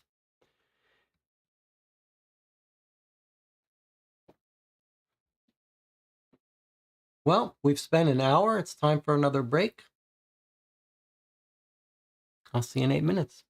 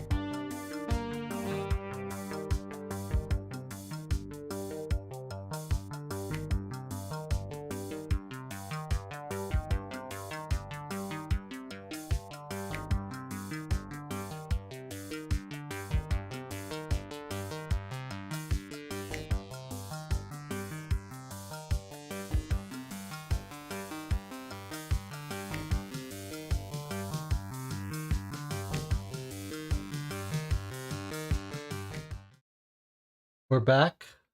Channel is saying a whole bunch of stuff. What is the configuration now? I'm going to start putting the top on because it's too painful to be trying to add that extra uncertainty of looking through it. So it's going to take us longer to try things, but we'll actually put the top on each time.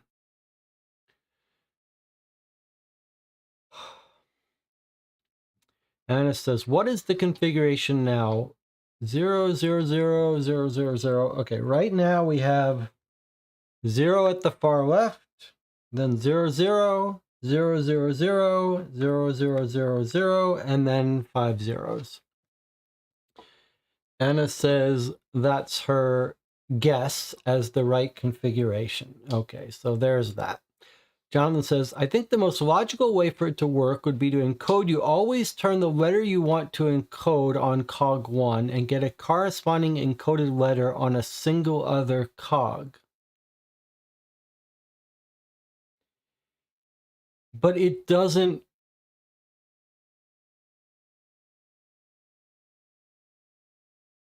I guess the point I'm trying to make is that if you use that process to encode, then you can't, then the decoding process has to be completely look different because it's not symmetric. So, and the rules, the instructions seem to be very symmetrical.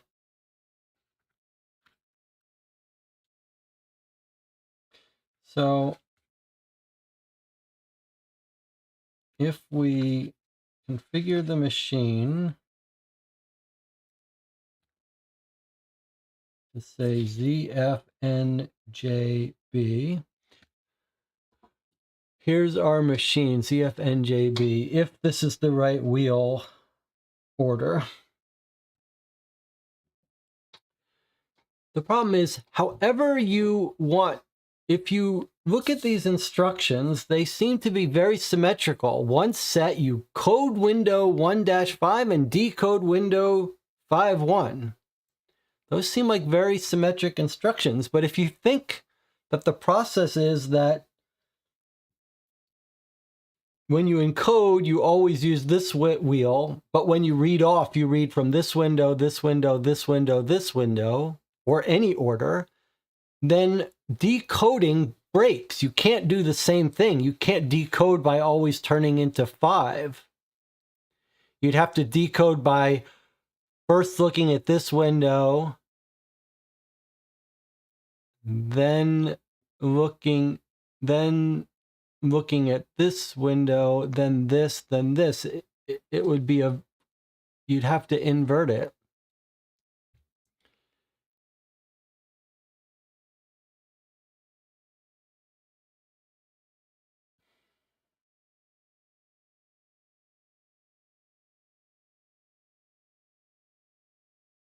The other thing that's really throwing me is, I'm going to take this, no, let me leave this on for a second. The other thing that's really throwing me is we had this grill message in one of our previous boxes that really seemed to be talking about this one.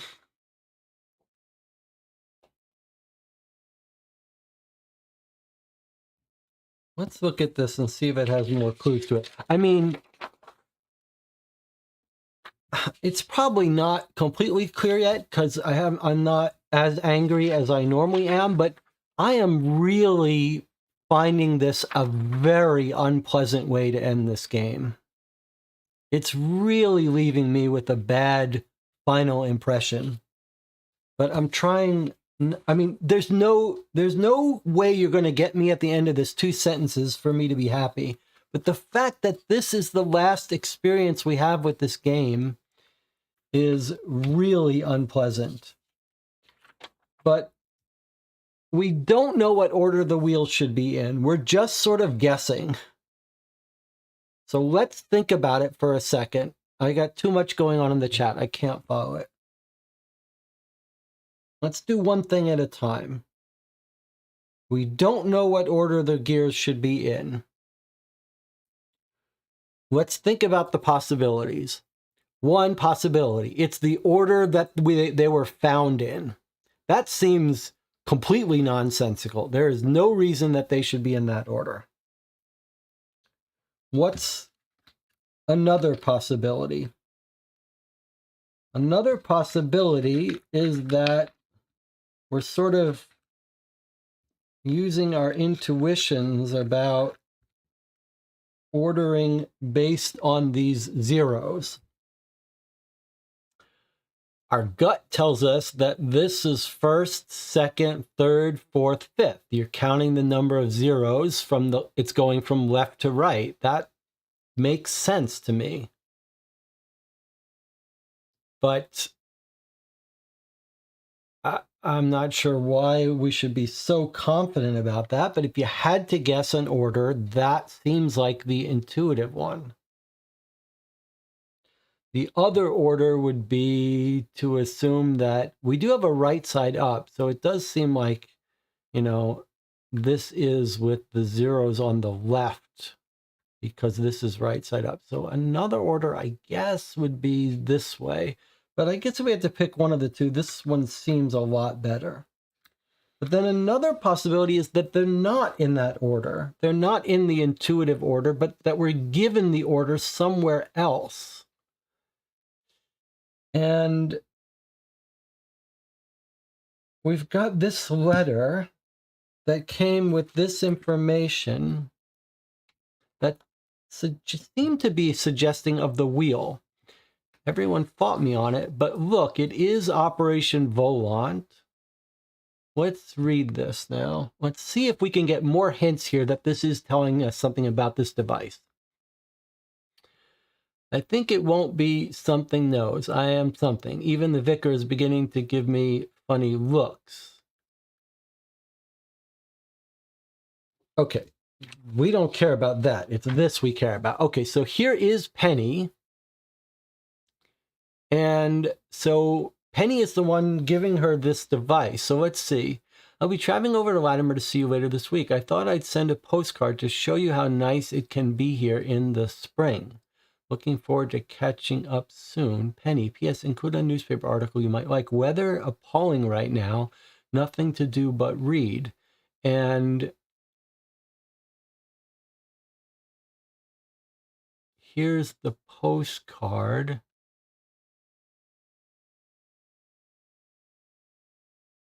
That's interesting. But she says the weather is appalling, and here's the newspaper article. And what we did was we turned it over. We saw this is weather. We see that spring is underlined. And then we tried to line this up like a grill. And when we did that, we got an irritatingly imprecise set of letters. But we got what looks like S-E, and then what looks like U-A-L-G-E.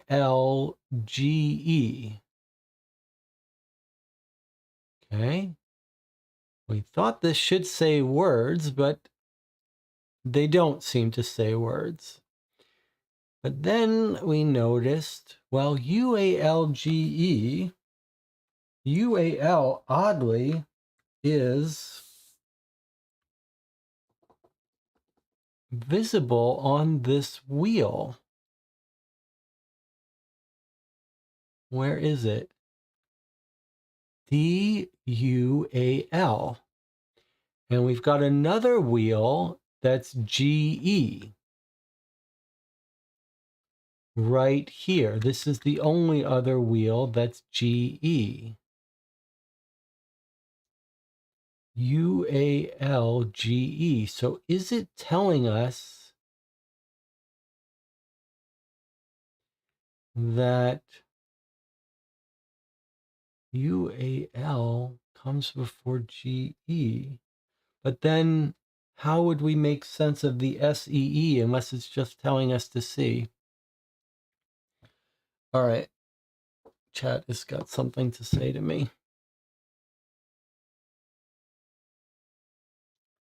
And it says, before much more theorizing, could you try the method turning cogs 2, 3, 4, 5 according to the 4 letters and always read the first cog? All right, let's try it again. I'll try whatever you want. The channel is often right, and I often am late to it, or I make mistakes that mess it up. So if you've got someone has something they want to try, let's try it. I'm going to put the lid on this so that we can read it properly. I am happy anyone has any ideas that don't involve rearranging the cog order. I am happy to do it because, okay. So we're going to do, if the chat has other ideas, I'm going to try them now. We're going to assume this is the right order. ZFNJB. Try not to lose track of this stuff. Okay, we've configured the machine. ZFNJB. ZFNJB. Machine is configured. Now, let's get a new piece of paper. Tell me what you want to do. Our message encoded is QFBF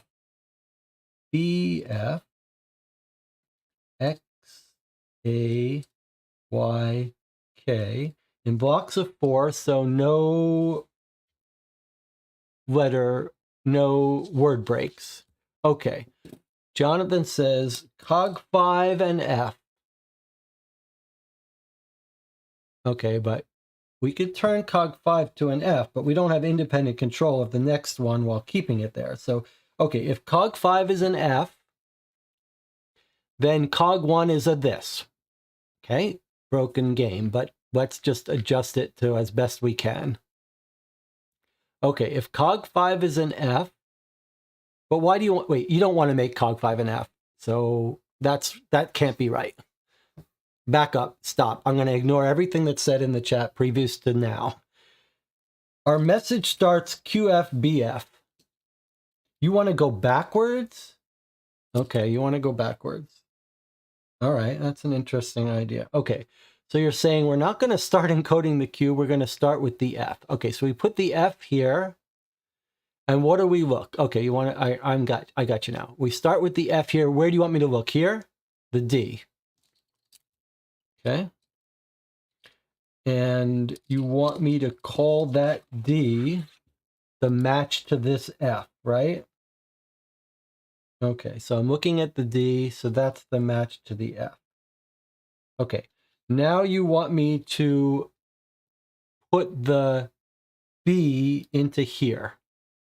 Okay, now notice, because I can't see this, I have to just guess where I just have to rotate it until I see a B. Okay, so there's B. Okay, now you want me to read it off in here? W. Okay. There's our W. We're going backwards. All right. Now you want me to put into the 3 the F. Yeah? I can't, if Anna's saying something else, I can't pay any attention to it because I'm trying to do this.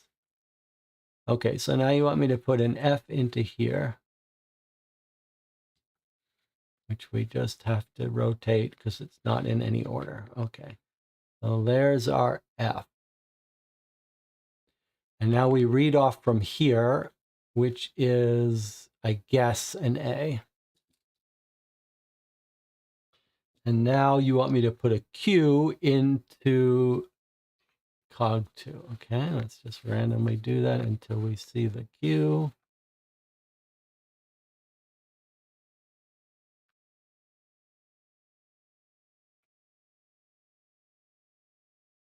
And there's our Q. And now we put an H here. HAWD. I mean, it's close enough that... What's our other message? Was that... No. All right. I mean, it's close enough that you might want to continue going. All right. So if we use Jonathan's theory again, we've got our next block of 4. So we put a K in here.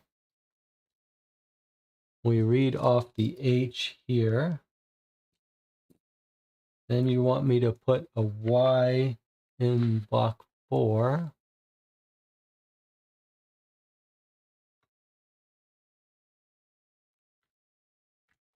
And read off the R.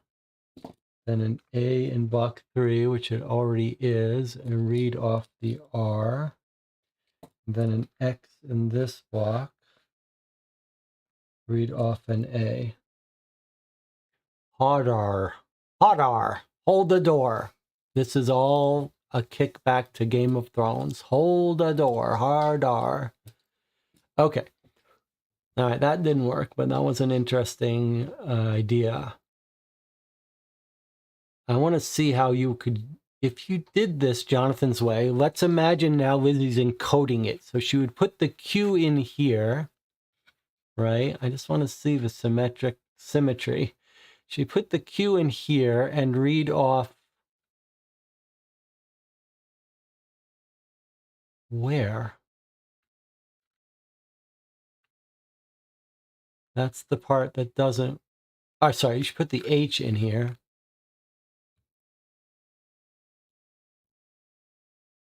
Put the H in here. I'm just trying to imagine the encoding process. Now you put the H in here and you read off... You need to be able to read off the Q. So you would read it off here. The Q. And then you would put the A in.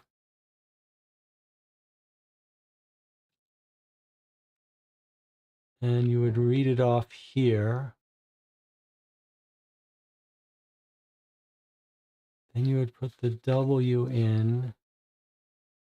And read it off.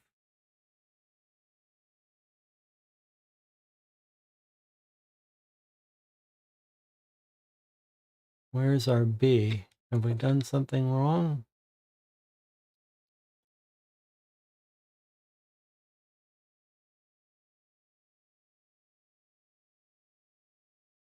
This is the part about the symmetry.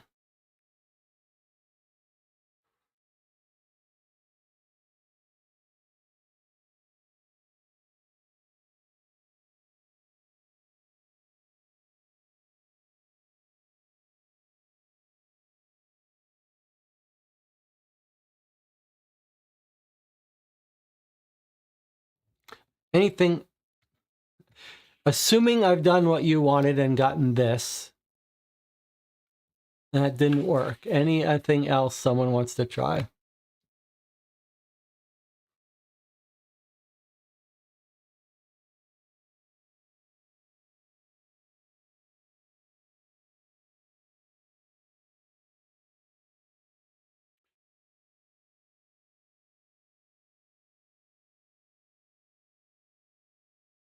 W in window 1 should show a B in window 4. I mean, if this said, hey, bitch, that would make sense. But W in window 1 should show a B in window 4. I guess. Look at this. How are we supposed to play this game like this? Like, here's the W in window 1, and this can go between 3 different letters because there's so much slack. Really?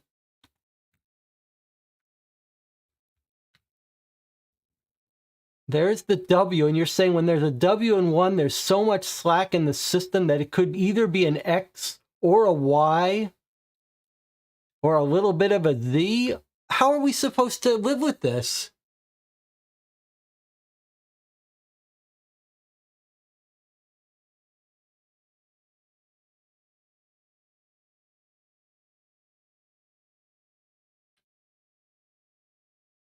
Wow, is this unpleasant way to end this game? Like, it's almost like it's distracting us from being mad at the fact that the actual content of the spy hunt and stuff, this feels like the Morse code all over again. Like when we decrypt this, it's going to be like, hey, I had eggs for lunch, I'm doing great. The content of this message would have to pay for the pain would have to be ridiculous.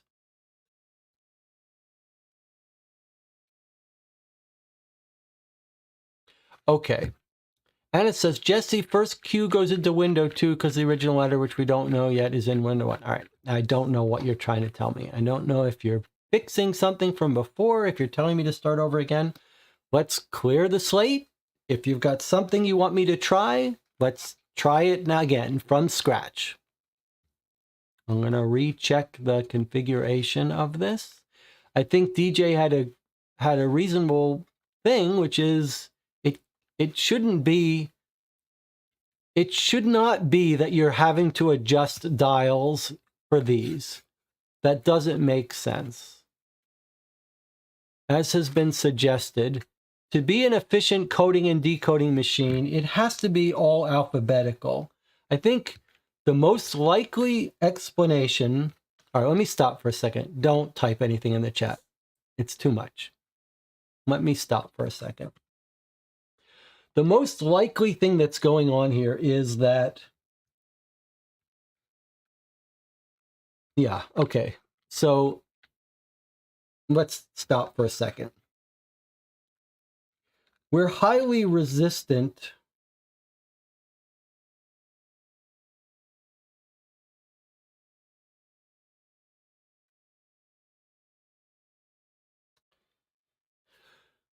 to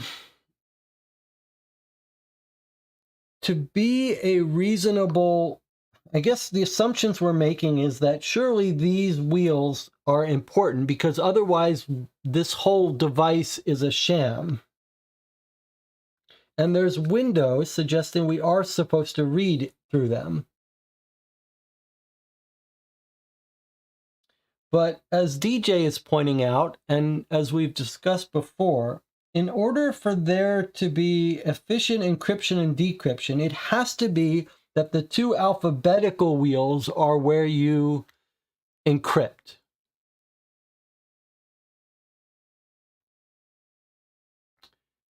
So, assuming this order is right, it shouldn't be that we ever have to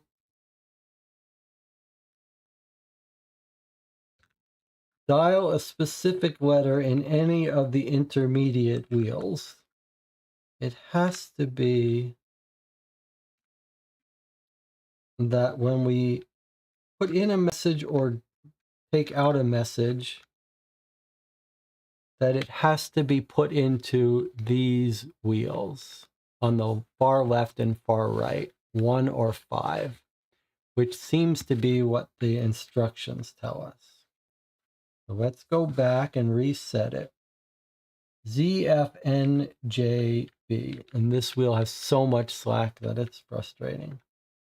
Okay, now maybe we should shift over to the other message at some point.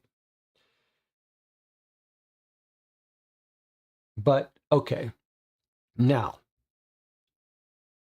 it has to be that QFBF has to get put into the left wheel or the right wheel. The instructions say to encode, you code window 1 through 5. That sounds like to encode, you put it in 1 and read it off 5. The reverse would be here. So this would be, we've tried this already, but we can try it again. So the first letter is a Q that we, for decoding. All right, so that comes out to a P or an O, but maybe it's a P. We encoded it before as an O, but maybe it's really a P. Try this whole thing again. Q, F, B, F, X, A, Y, K. Okay. The Q either has to go in here or here. Let's try putting it in here. Now, the next letter is an F. I assert it has to go into this wheel, but it could be reading out anywhere else. So let's put it in here. Because this is alphabetical, we can adjust it. All right, so we put in the F. Now the question is, where do we read out from? Now let's try to be smart. I started out with the Q here. Oh, I didn't write it down. Okay, put in the Q. Now we got what looks like an O. But let's pretend it's a P, since that also works. Okay, now we go to F, which has to be here. All right, so now, what are our choices? If we read it out from here, then all of these are worthless. And the configuration is worthless. So let's not read it out from there. Shall we read it out from here? PU. Now let's put in the B here. Now this doesn't line out right, so we can't really read what letter's in the middle one. Okay, but let's try to do that. P-U-N. And now F, which again, everything is loose, so we don't really know what it is here, but let's, I guess, call that an F. U-N-F. That doesn't sound like it's spelling any word.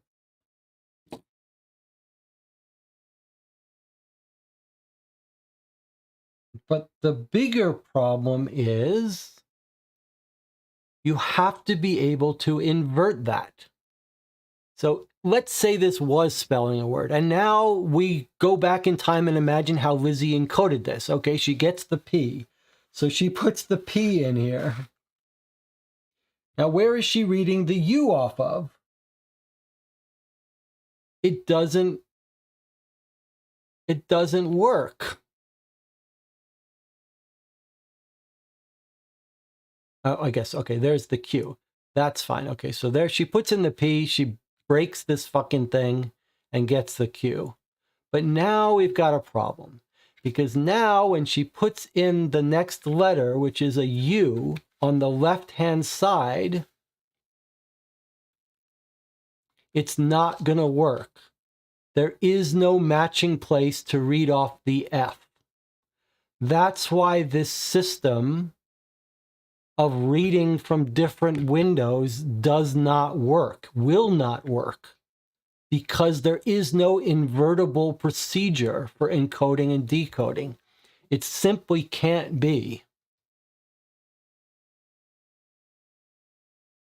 It can't be that you put in one wheel and read out of a different one, because then you cannot invert that process.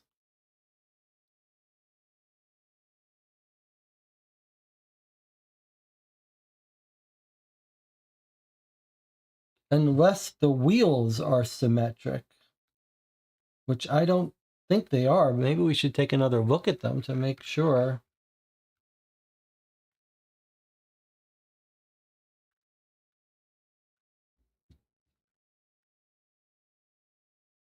It seems like maybe the most likely possibility is that this is all a gimmick, and really it's just doing a Caesar cipher. If it is just doing a Caesar cipher, can someone just put this into a Caesar cipher and let it brute force? All right, let me just convince myself that these are not symmetric. D-U-A-L, that's not, certainly not. What about these? A-R-C-W. These aren't in any way symmetric. Okay. So I don't think, and these wheels aren't double-sided, surely. Okay, I've picked up the wheel. That means we have to recalibrate the system again. ZF N J.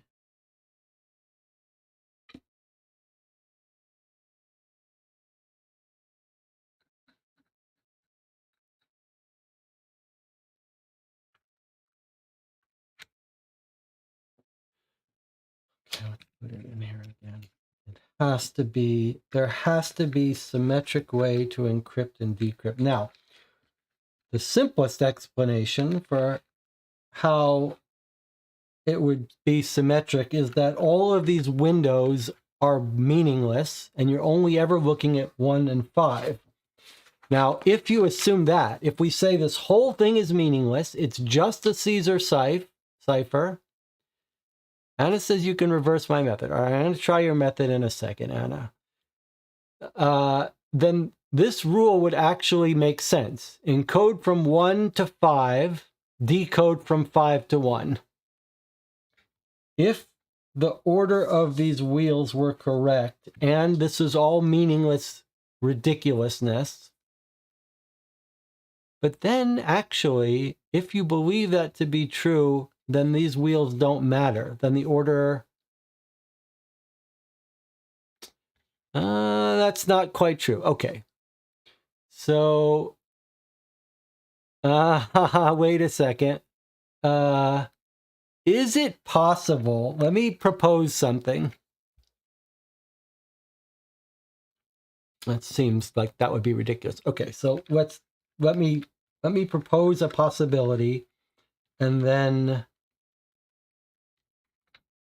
no, because then they're not alphabetical. You couldn't code them. I was going to say, if we're just saying that this is a moving from this to this, then these wheels don't matter, but these wheels do.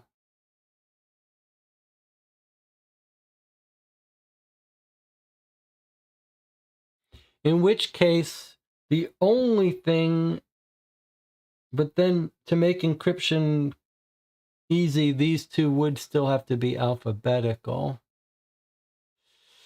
I was going to say maybe the only thing we should be experimenting on is which two wheels go here, and then maybe our clue from that other UAL GE thing tells us UAL goes here, GE goes here, but then these wouldn't be alphabetical, which would be weird.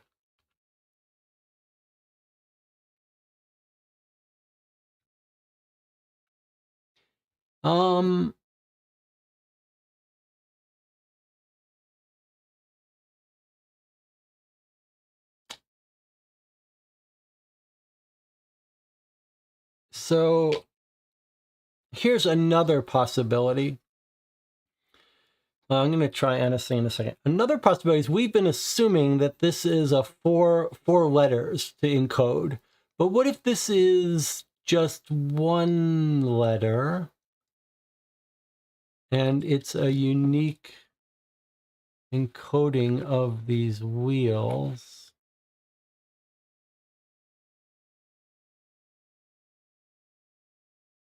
No, it doesn't work.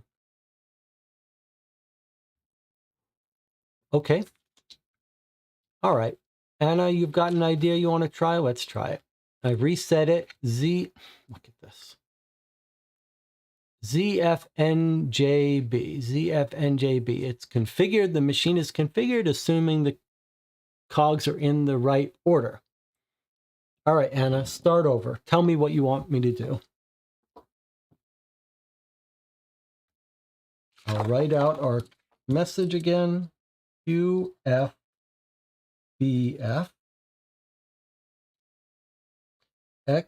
XAYK. My suggestion was put Q on cog 2 and read cog 1. Okay, so you want me to put a Q on cog 2, which is not alphabetical, so we just have to search for it, which would be a very inefficient way to decode, but okay. All right, so there's our Q on cog 2. And now you want me to read out cog 1. Okay, so that's an H. All right, let's get this done like that. Okay, so Q goes to H. Now, put F on cog 3. Okay, so I can turn anything I want to randomly hunt for that F.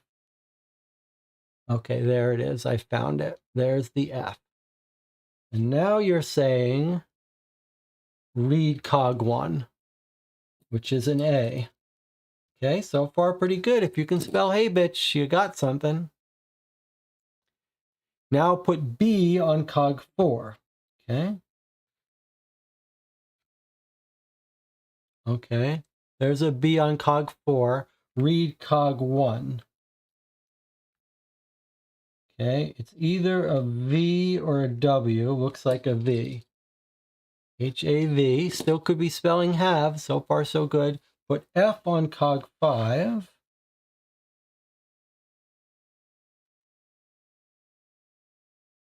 Okay. And read cog 1.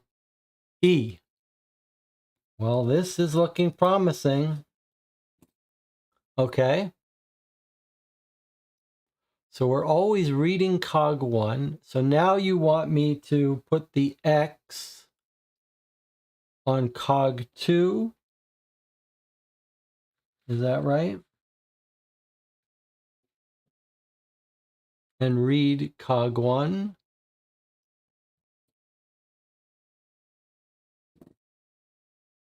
Boy, I hope this is right. It's looking good. And now you want me to put the A on cog 3, which I have to search for. And read cog 1, which is R. This is looking good, like have arrived.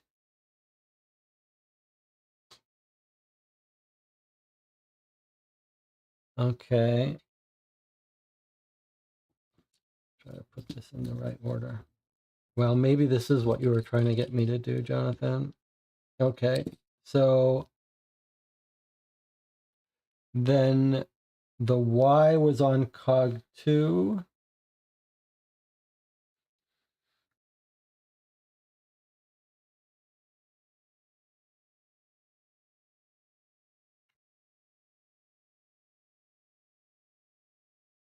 Okay, I must have done something wrong.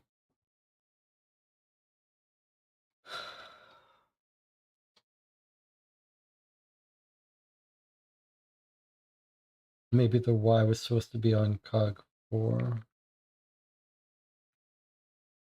Yes, Y on 4, that's another R.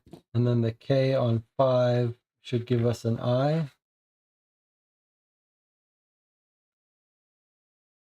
Have arrived. Yeah, look, I guess that looks like it could be an H. No, it was an I.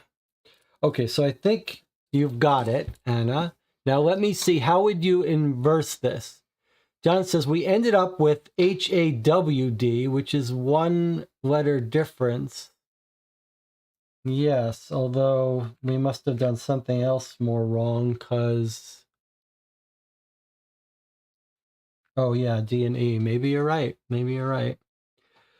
Okay, have arrived. All right, so how do you... Let me see if I can understand the encoding process here then.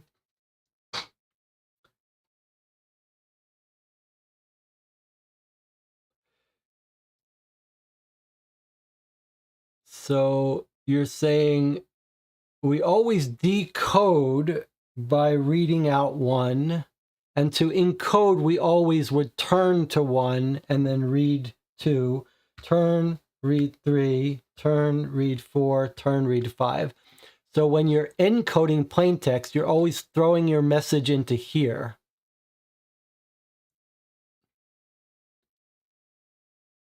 But when you're decoding, you're doing a completely different process of decoding the message like that. Maybe that's what Jonathan was getting at. Seems like a completely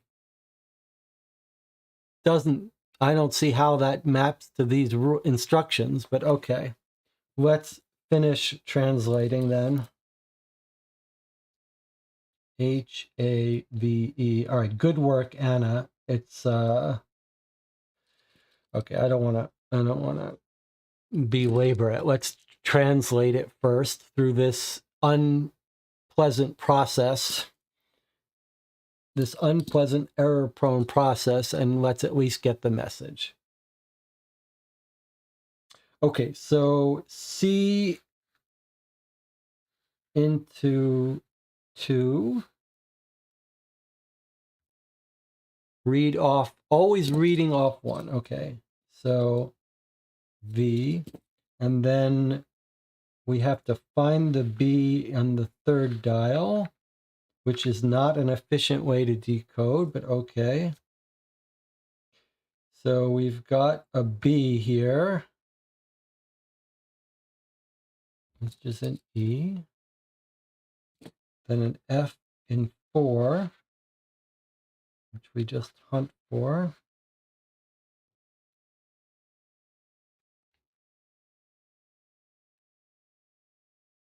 Okay. Have arrived, and a D here.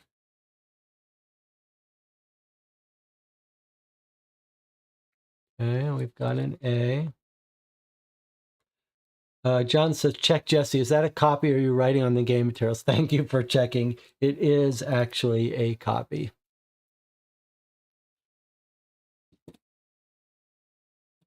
Have arrived A. Thank you for checking. No, I appreciate that. All right, now we go back to the L over here. We're reading out an O. Are we, though? Are we reading out an O? Because that doesn't seem right. Let's see. Could it be a different letter? No, looks like it is an O. Have derived A-O. Okay. That was our L. Now we're just looking for an I up here.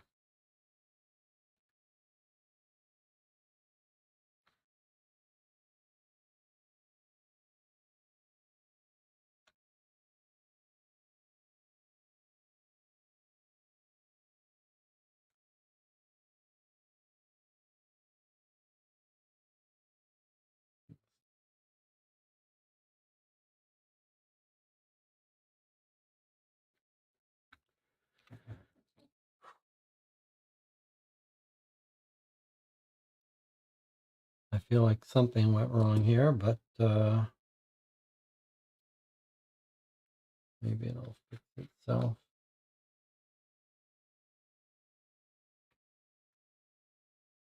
Here's our F. Looks like a D.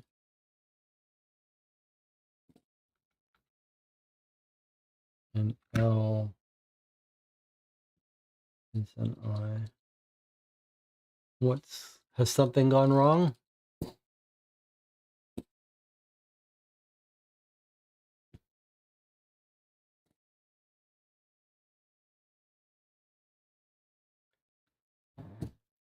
I'm going to redo this. This D should have been in the 5.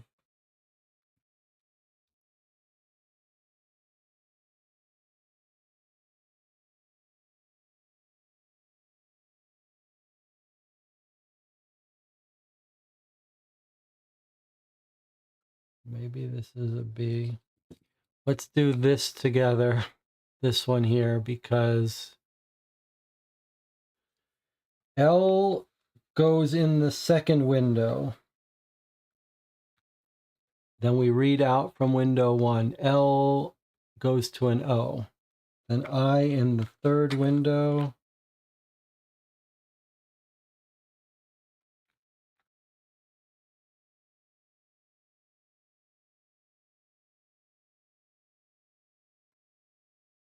goes to an N. F in the fourth window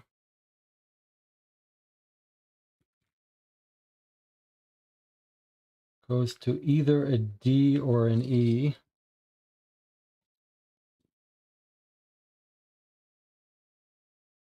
L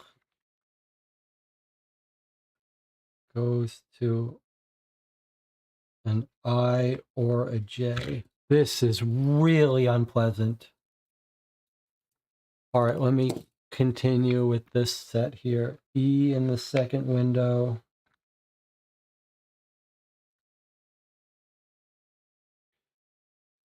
Goes to a T. Here's the problem I'm having. Like, I'm angry at having to do this, and I feel like I started today's session really curious to talk about this game, and now I don't know how I'm going to remember the good parts about it. Okay, here's our W in the third window. We're supposed to find out what letter this is. It's probably an I. Fourth window is going to be an H. I hope I'm still doing this right. Otherwise, I have to do it all over again. Fourth window is an H. We read out here, looks like an O.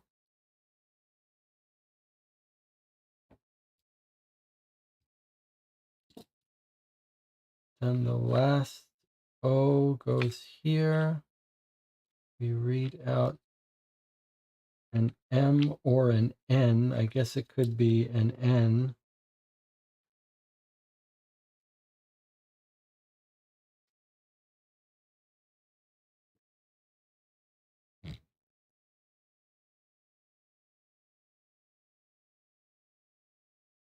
Okay, I guess this is going to turn out to be a C, and it's going to say condition.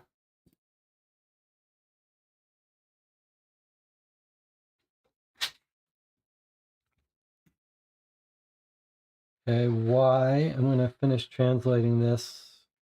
All right, it's okay. We're professionals here. We're going to take all this anger and we're just going to finish doing it and then expunge it all and talk about the good and the bad. It's going to be fine. This is our channel, Study of Frustration. That's what this channel's all about. It's not about enjoying games. It's about studying frustration. Okay, Y turns into a C. And then we go up to the third and get in our X, which we have to hunt for. That surely is not turning into an F, but apparently it is.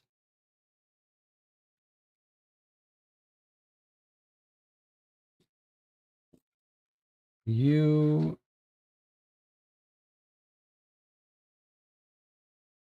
is turning into, I guess, an A.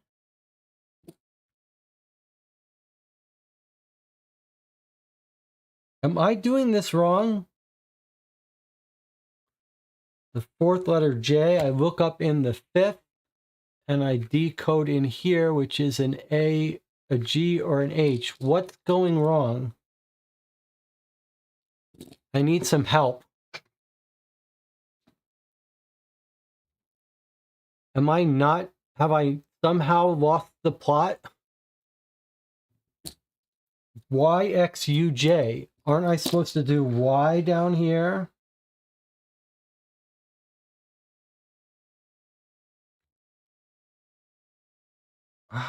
What is going on? Now Y turns to an S.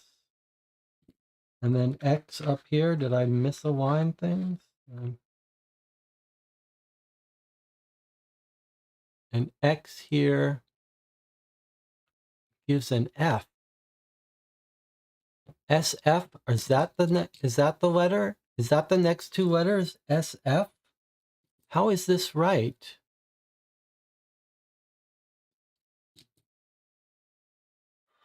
Then I'm looking up a U here. There's the U. This is just killing me.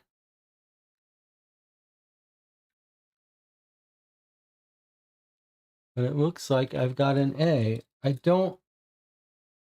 Okay, I gotta take it easy here. And here I get a G or an H. Okay, so now I'm gonna stop and see if someone could give me some feedback. Have I forgotten how to decode this?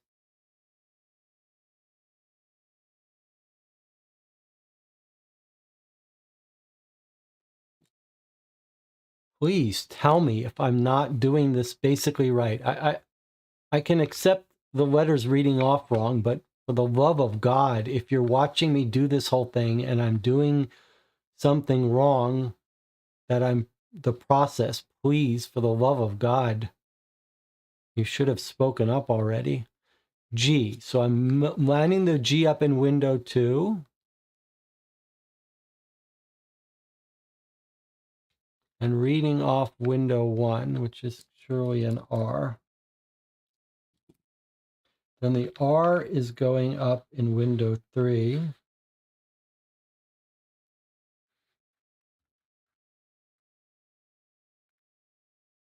And I'm reading off window 1.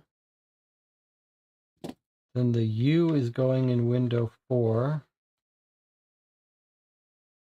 which I again have to hunt for.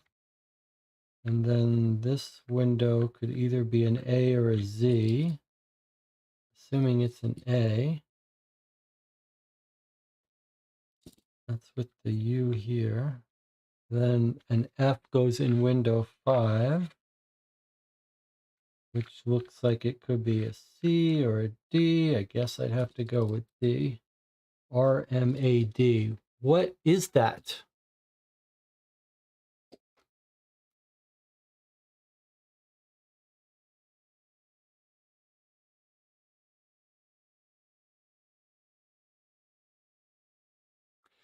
The final letters have to be off by 1, though, so maybe we'll just keep doing this since this last decoding is alphabetical. All right, Jonathan says, I'm doing it right. It's just the things don't seem right. Okay, let's just finish it up then. Unfortunately, we have another message after this we have to decode. So there's a P, goes to an E, then a G here.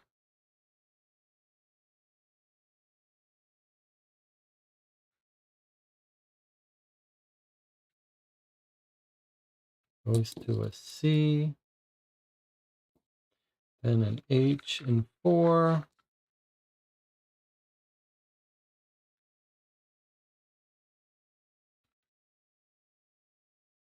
Goes to an O, and a P in 5. Maybe an N, and an E in 2.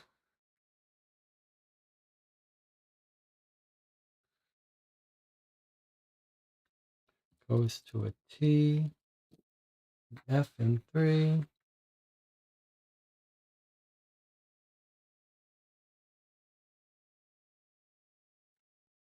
Goes to an A, an O in 4.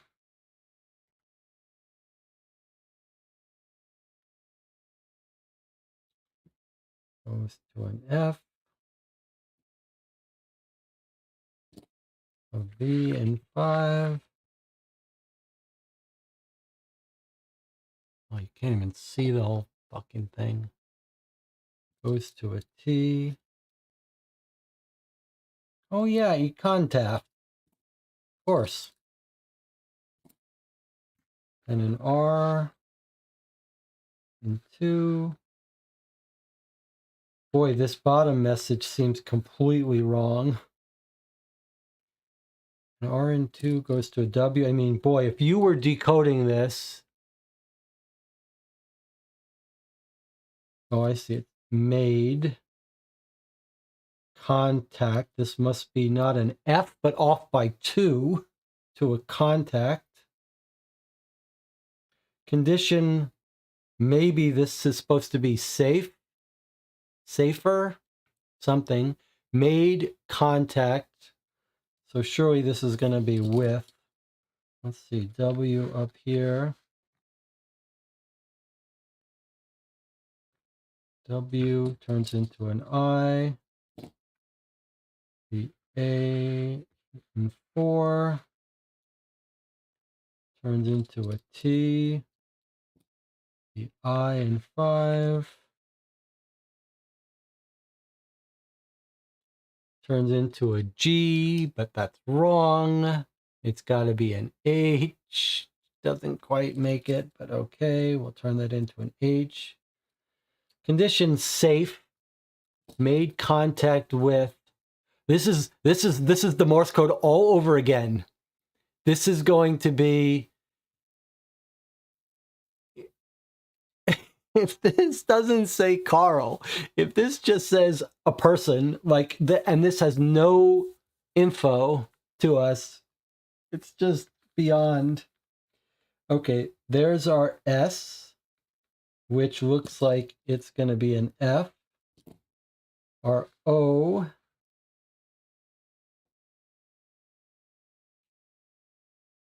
is going to be a U. Our C is going to be, could be an N, M, O. Let's call it an N.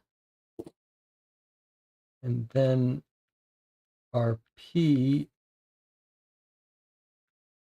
turns into another N. And then we've got a P down here, which turns into an E. And then a V up here.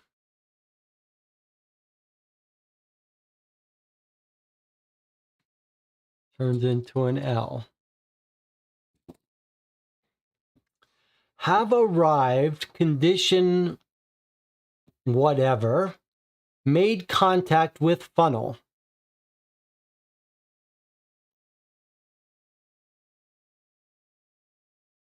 Made contact with funnel. What does that mean? Tunnel? Could the S supposed to be to T? No, you can't turn an F into a T. Let's see, if we look at that S, we could have gotten a funnel or a gunnel or yunnel. Nope. Funnel? Okay, that's absolutely infuriating. That is, I mean, this is an old message, I guess, but that's insanity. It's insanity that we had to go through that to get this. Now we have a separate, another message to decode, though, using a different arrangement. At least now we know how to do it. But boy, has this game decided to end with some anger and some frustration. What a terrible, terrible ending to this game. Okay, maybe this message is going to make it all make sense. Maybe she's saying she ate a funnel cake. All right, well, let's configure these gears to this. Now at least we know how to do it. So we expect a Z up here. Then we expect a G. I wonder what it's going to turn out that message with the postcard was supposed to say. Z, G, K,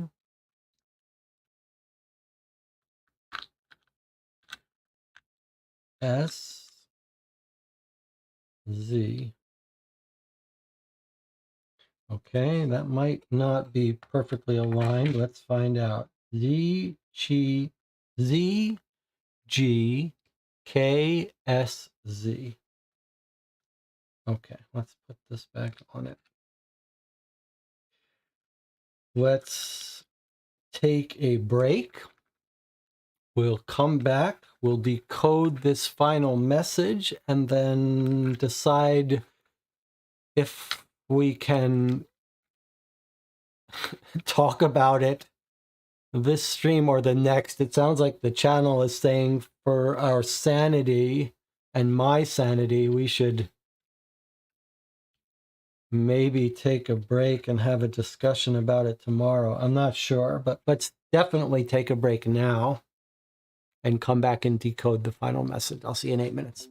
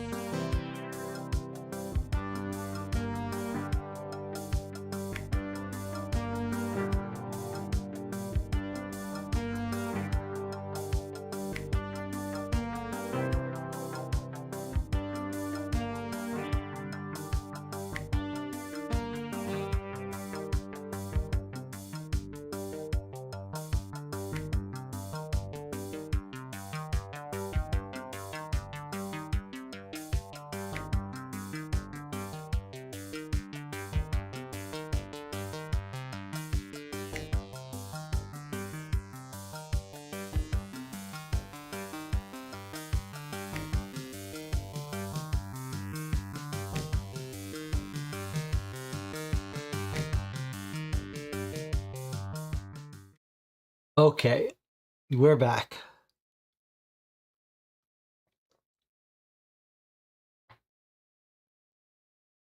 Let's check in with the chat.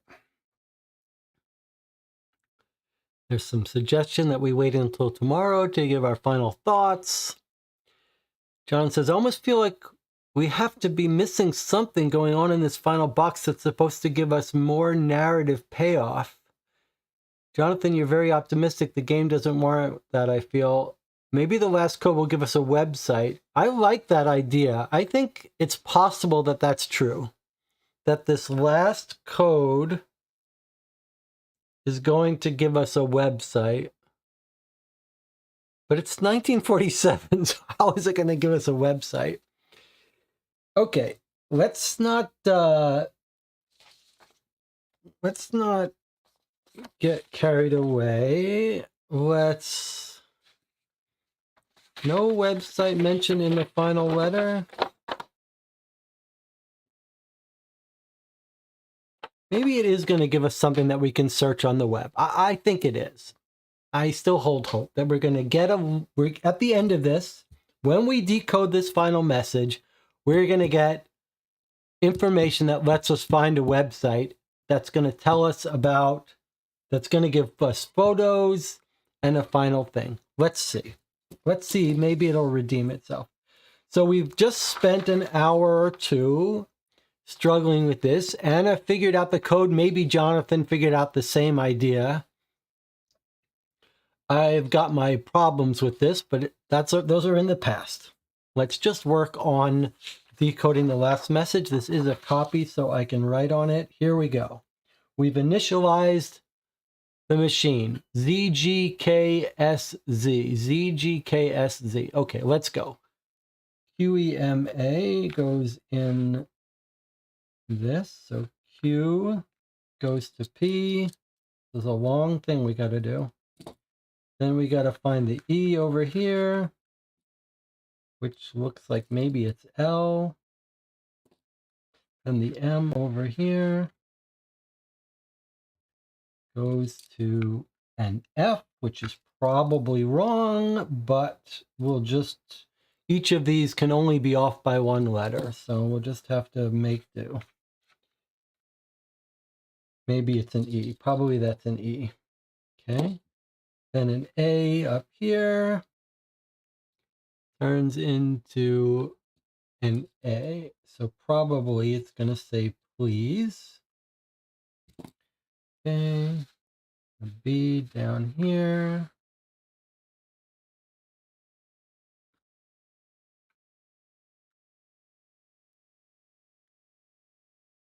Turns into an S. Then surely a G here is going to turn into an E. Okay. Then an L here turns into probably a D. Then a T here. Could be a T or a U. Probably a T. No, it's a D. So probably a U. Or pleased. Well, it's either a T or U. Okay, then we've got a D, which is probably an O. Okay.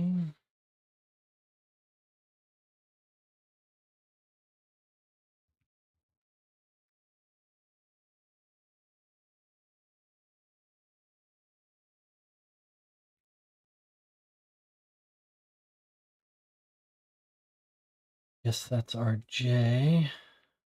Looks like it's probably an A. Z. We have to just hunt for. Could be an N. Looks like it's probably an N.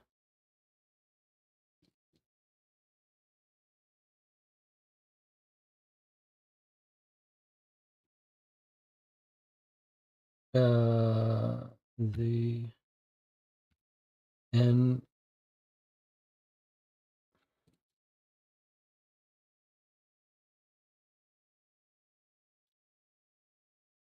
please.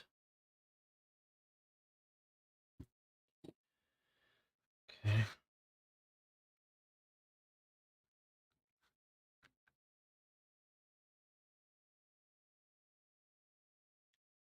D goes to O.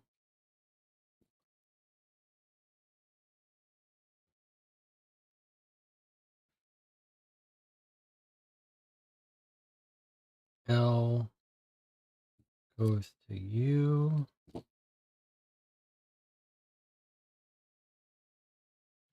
C could go to an N or an O, second end, an N. This looks like announced. I don't know what this DUO.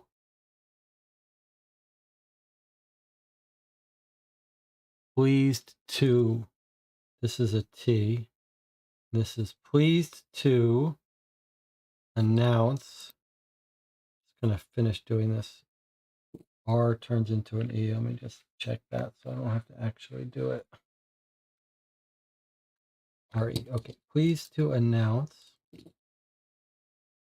We've got an N up here in the 3 slot.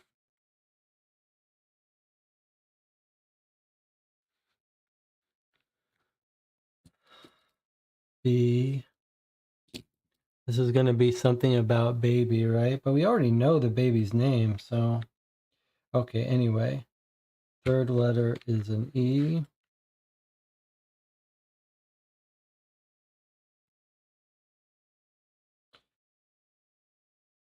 E turns to an I. Is this a birth of a second daughter? This is what this is going to be. Birth of another kid.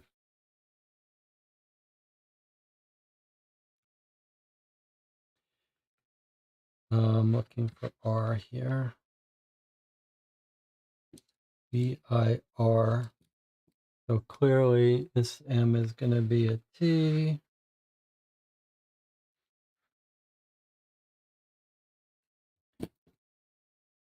Birth X is going to be an H. Probably B is going to be O. O. Probably F is going to be F.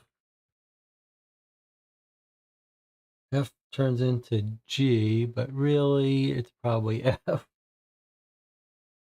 Birth of. E is going to turn into B.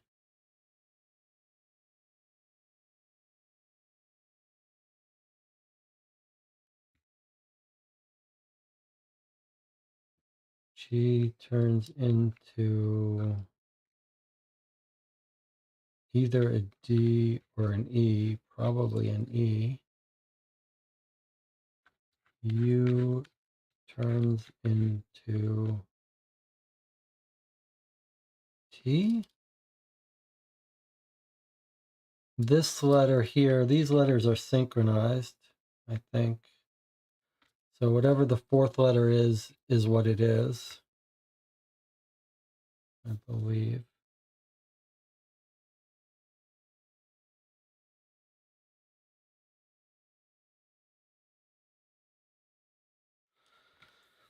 Okay.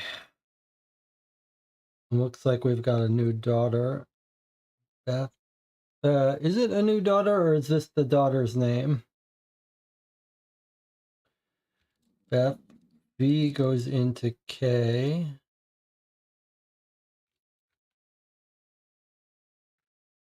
G goes to E.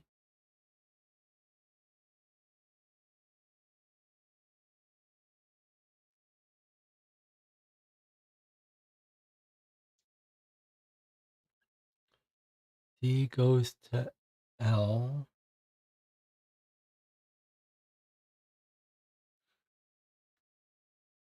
R goes to E. H goes to maybe a Y.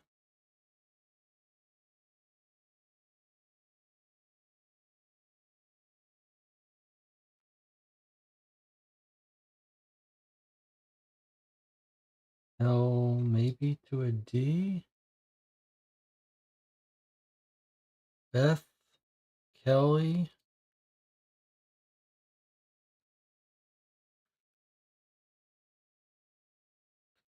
B goes to an S.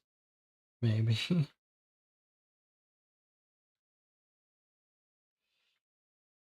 I mean, thank God Anna and Jonathan figured out the coding scheme.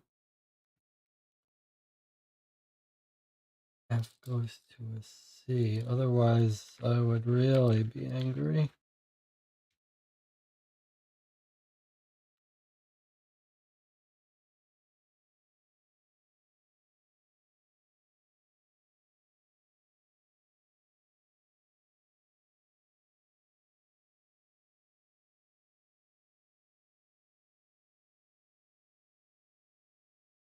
H goes to H.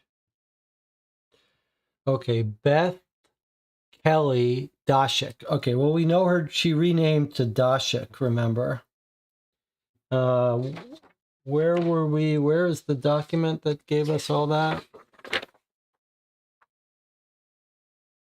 So the first baby was Elka Dashik, Carla Neumann, Elka Dashik. And now, seems like in 1947, we've got a new baby. This was in 1945. A new baby she's got. Birth of Beth Kelly Dashik. All right, now, are we going to hear some more information? R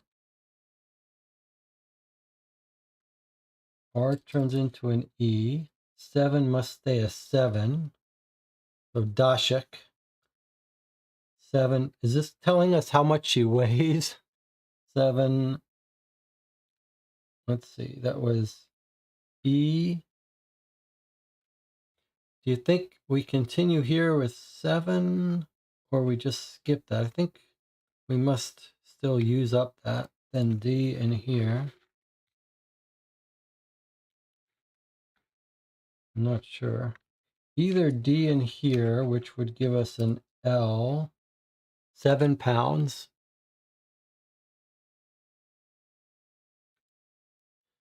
3. I guess this is going to say ounces, right? OZ. Just confirm that's an O. Yeah, that's an O. So it's going to be 3 ounces. 7 pounds, 3 ounces. M, and then we've got, that's our M. So we've got our D. That's an O. And an A up here.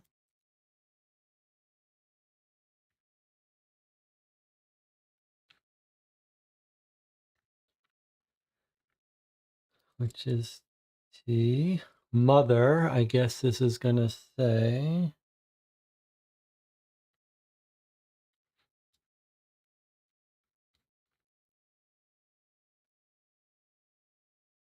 mother, or let's put a J here. Luckily, we're able to skip some of these things. Mother.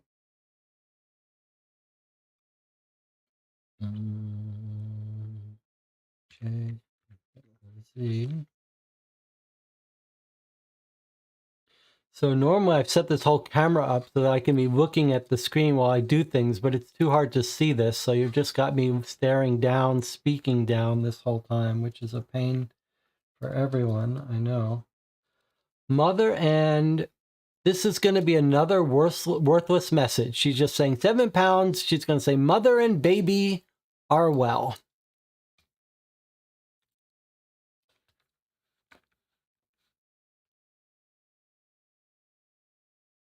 Mother and B. This is going to say baby. A.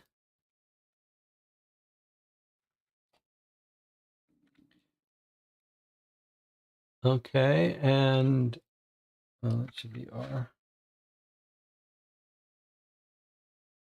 R maps to B. Mother and baby.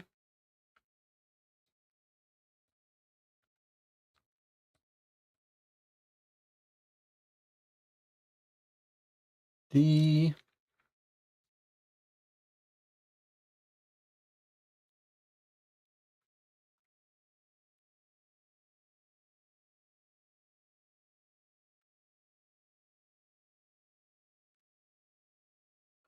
oh, this is going to be I.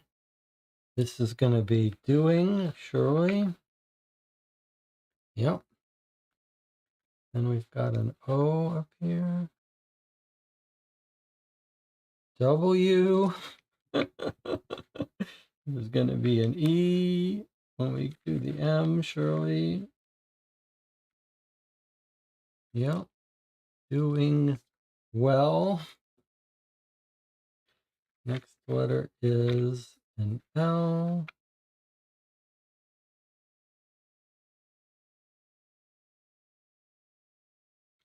Maybe a U. Doing well. U. V is turning into an R.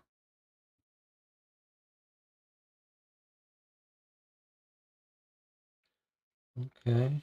T.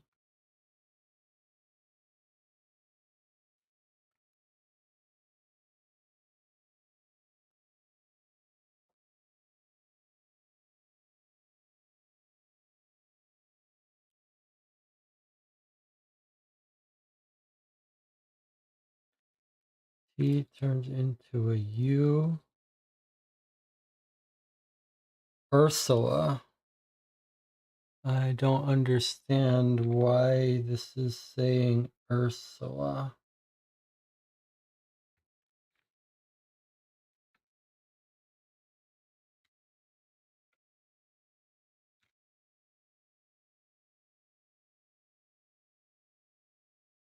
What?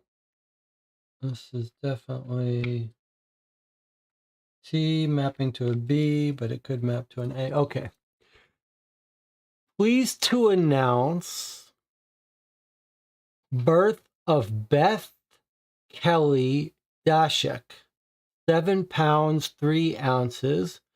Mother and baby doing well, Ursula. Can someone explain that to me?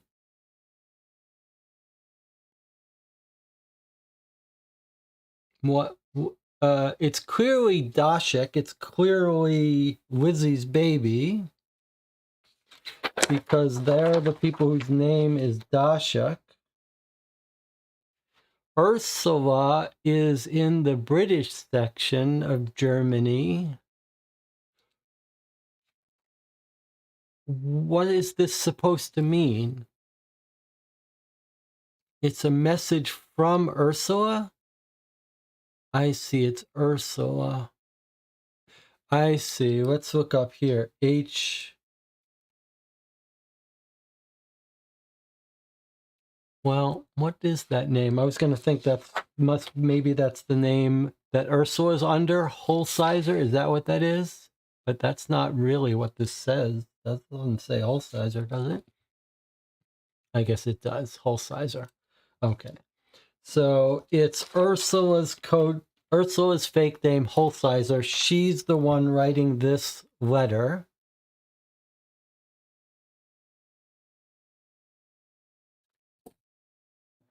Why does Ursula have the code machine that Penny made for Lizzie that Lizzie left at home?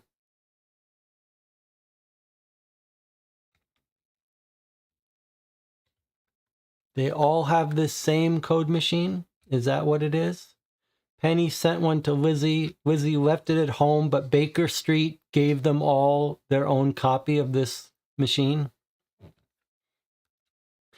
So you're saying this whole story has been about Lizzie, and our very last finale of a message is from Ursula, telling us about Lizzie's new baby.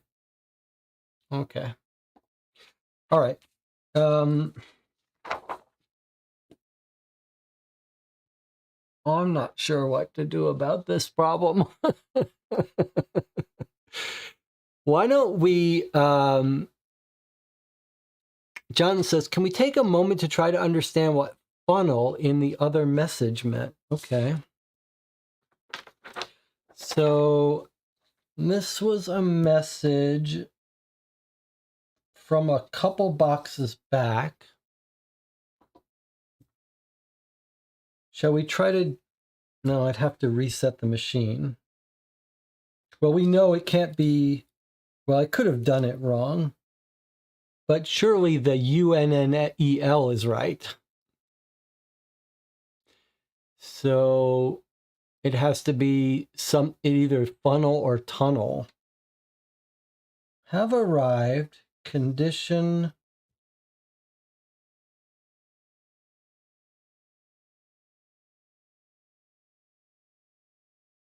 If you move everything up by one more, I mean, I can reset this if we want to really figure it out. But she's saying condition something, made contact with...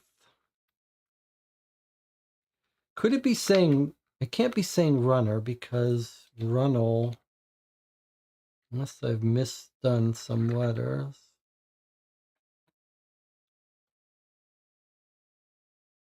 I'm resetting this in case we want to try to retranslate any of this.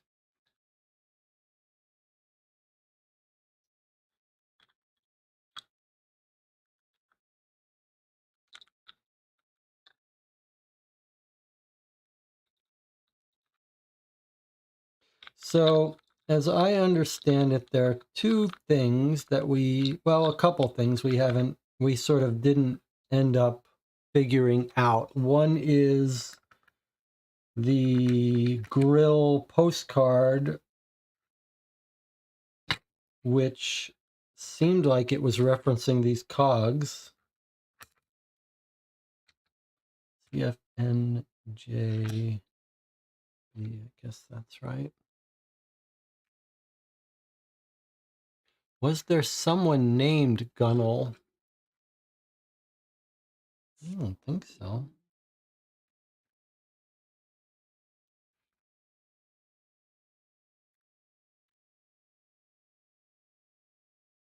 All right, let me redo this last message then.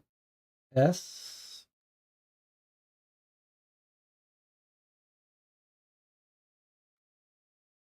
is pretty clearly an F. And this is going to be funnel. So that looks like funnel.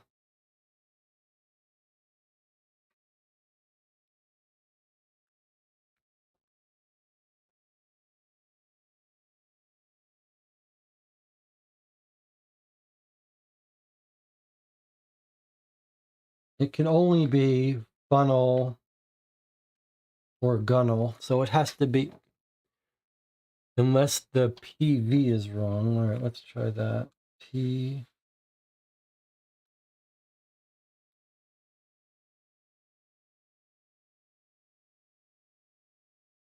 is clearly an E. And now let me make sure this isn't an R. Maybe I did something wrong.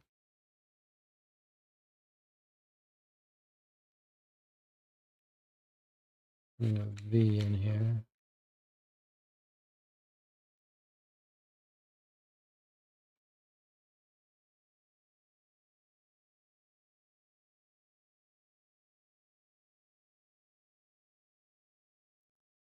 No, that's an L. Funnel.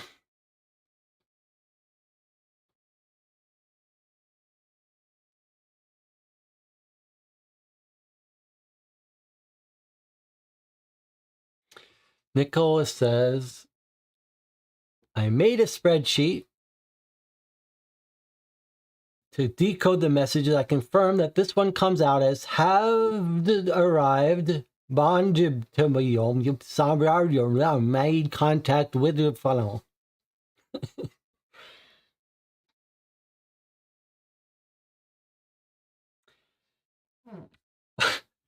Have arrived, condition, somehow this has to say condition something. Maybe she's got some typos here.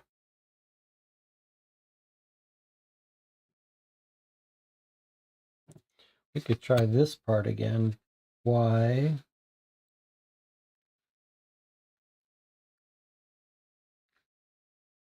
Y is an S, so it's definitely S, and then X goes to, sure, looks like an F, SF. Conditions favor, conditions, FA,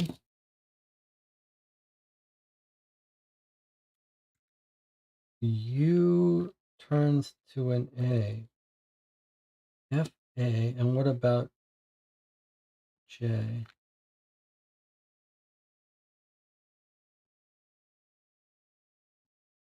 That looks like an S. Conditions FAH.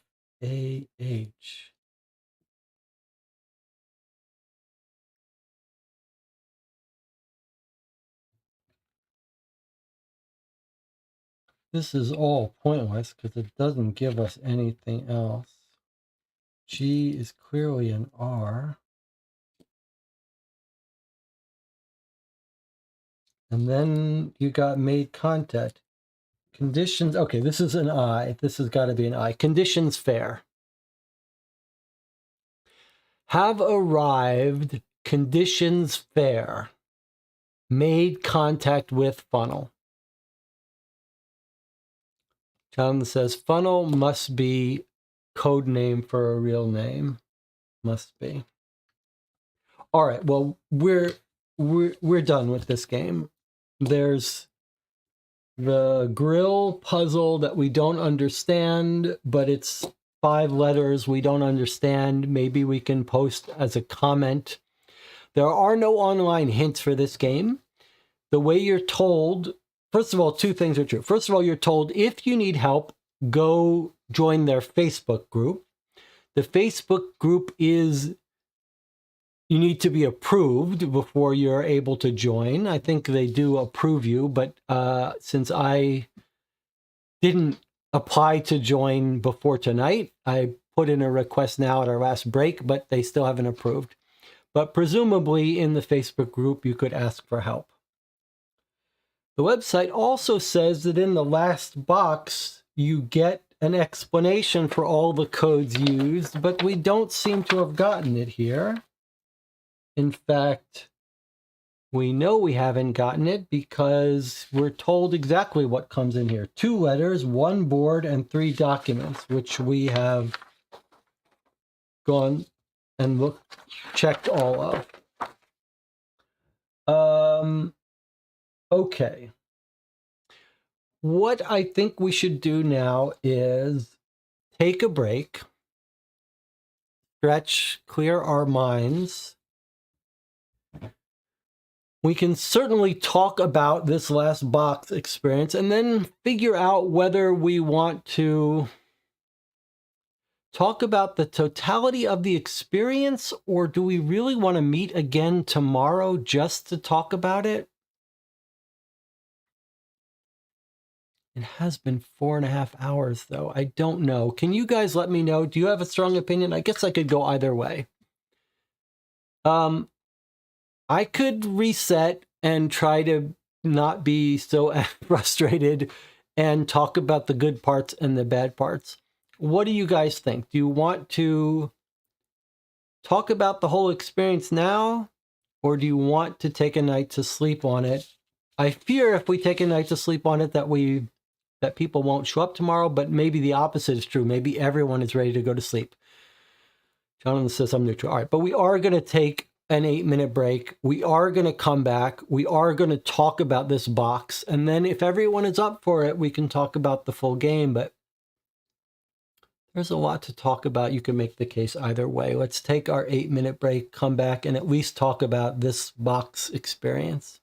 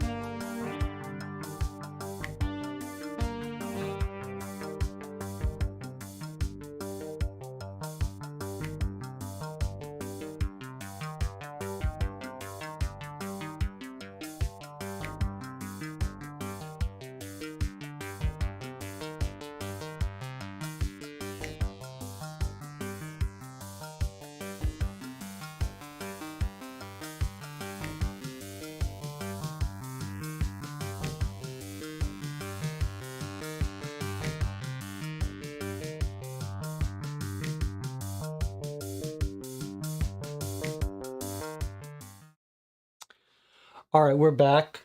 I think the solution, the thing to do for us, it's heuristics are important. It's too hard to figure things out sometimes. Sometimes you have to use a heuristic. And the heuristic that has proven to be useful in this channel is that when we start getting to the 4 or 5 hour mark, it's always, it can feel like we should just keep going, but it's smarter to recover. And there's lots to talk about with this game. So I think the judgment call I'm going to make is that we have a real discussion of this game tomorrow night at 11 p.m. for whoever can make it. That will give people who are catching up chance to watch the video if they couldn't make all of it, and then join us tomorrow in the discussion. So we're going to have our real discussion of this game tomorrow at our normal time. But we can talk a little bit about just this box to get our frustrations out, and then maybe tomorrow when we talk about the whole game, we won't be so focused on this box, because right now my mind is really focused on how unpleasant and badly ended this experience was with this box. So let's talk about this box only for a little bit. Everyone seems to be unhappy with this ending. Jonathan is kind and says, it's just this box was weird, not very satisfying. Nicholas says, understatement of the year. Money Kid says, I thought the whole thing was pretty bad, so this ending was almost appropriate. Anna says, Carl's dead. Spy is someone we never knew. Murderer not important. Fiddly frustrating machine. 2 irrelevant messages. 5 out of 5 you can spoil. Okay. So just talking about this box and this experience here, if I look at, first of all, we got a very thin box at the end. We got a very emotionally empty box at the end. This is another one of these weird things where this whole game has been about Lizzie Phillips, and yet this last box, we've got a letter. Look at this last box. It's all about Lizzie. We read her diary. Now the finale is, we've got a letter to Lizzie telling her how to use this machine. We had a nice letter from Carl's mother passing along this medal. That was sweet, but again, Lizzie's not involved. Then we got this solution. I guess this is the solution about the mole and the murders. The murders are not explained. We're not told who did the third murder.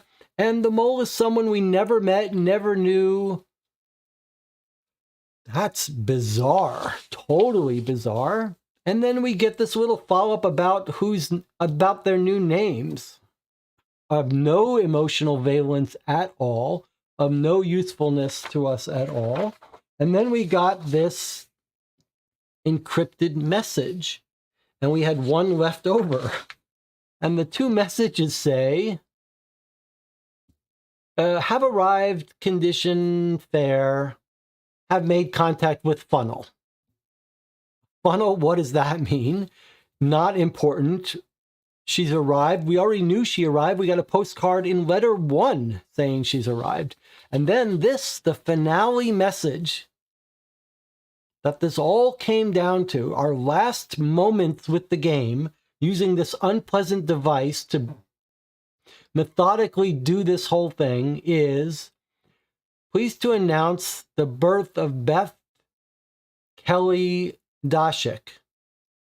7 pounds, 3 ounces. So she had a second baby, doing well. And the message was sent from Ursula. Bizarre way to end the game, leaving aside this device, even completely separate from this device. What a anticlimactic, empty way to end this game. to not solve anything about, not only didn't have a twist or some satisfying ending, but to not explain the murder, to have the spy be someone else, just very strange. Now, this experience was one of the more unpleasant experiences here.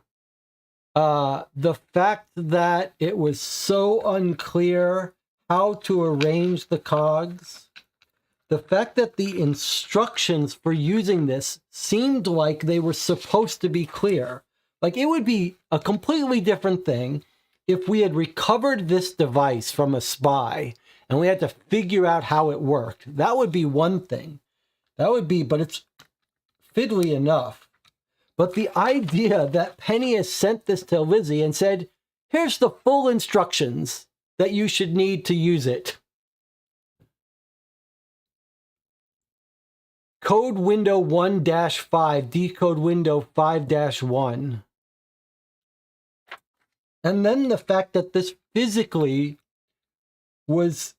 had so much play in the system that half the time the letters, you couldn't tell whether they were one letter or another.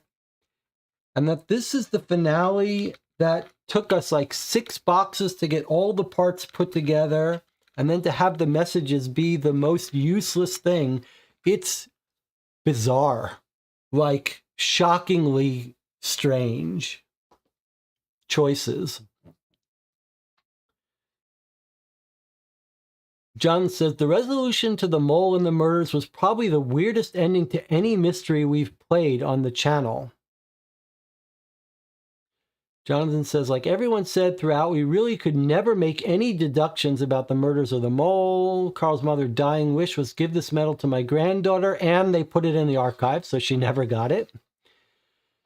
And Tina says, I'm sorry to say this again. I don't mean to be rude. I understand that this is a review cancel channel, but sometimes stopping throughout the game to critique it takes you out of the experience. Okay. Anna says, do you mean, and Tina, this was a great game, but we're just too critical? Nicholas says, the final box essentially says you have wasted your time decoding the messages. There was no way you could have found the mole or murderer. Jonathan says, with this ending, it does seem to me the story was trying to be a wartime romance story. It's so strange not to give us an emotional connection with Lizzie at the end, or give us anything to do. But I don't want to spend too much time talking about the fact that we have nothing to do, because I want to save that for our full discussion tomorrow.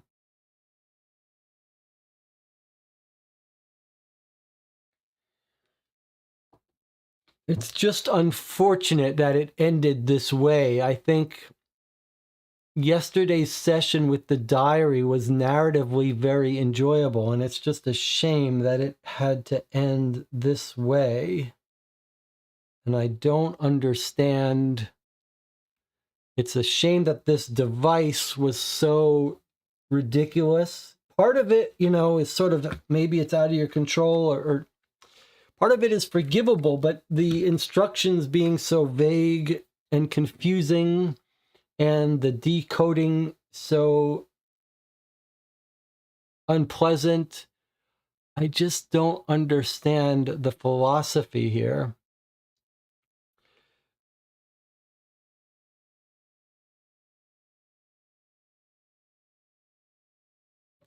And then to have these messages be pointless.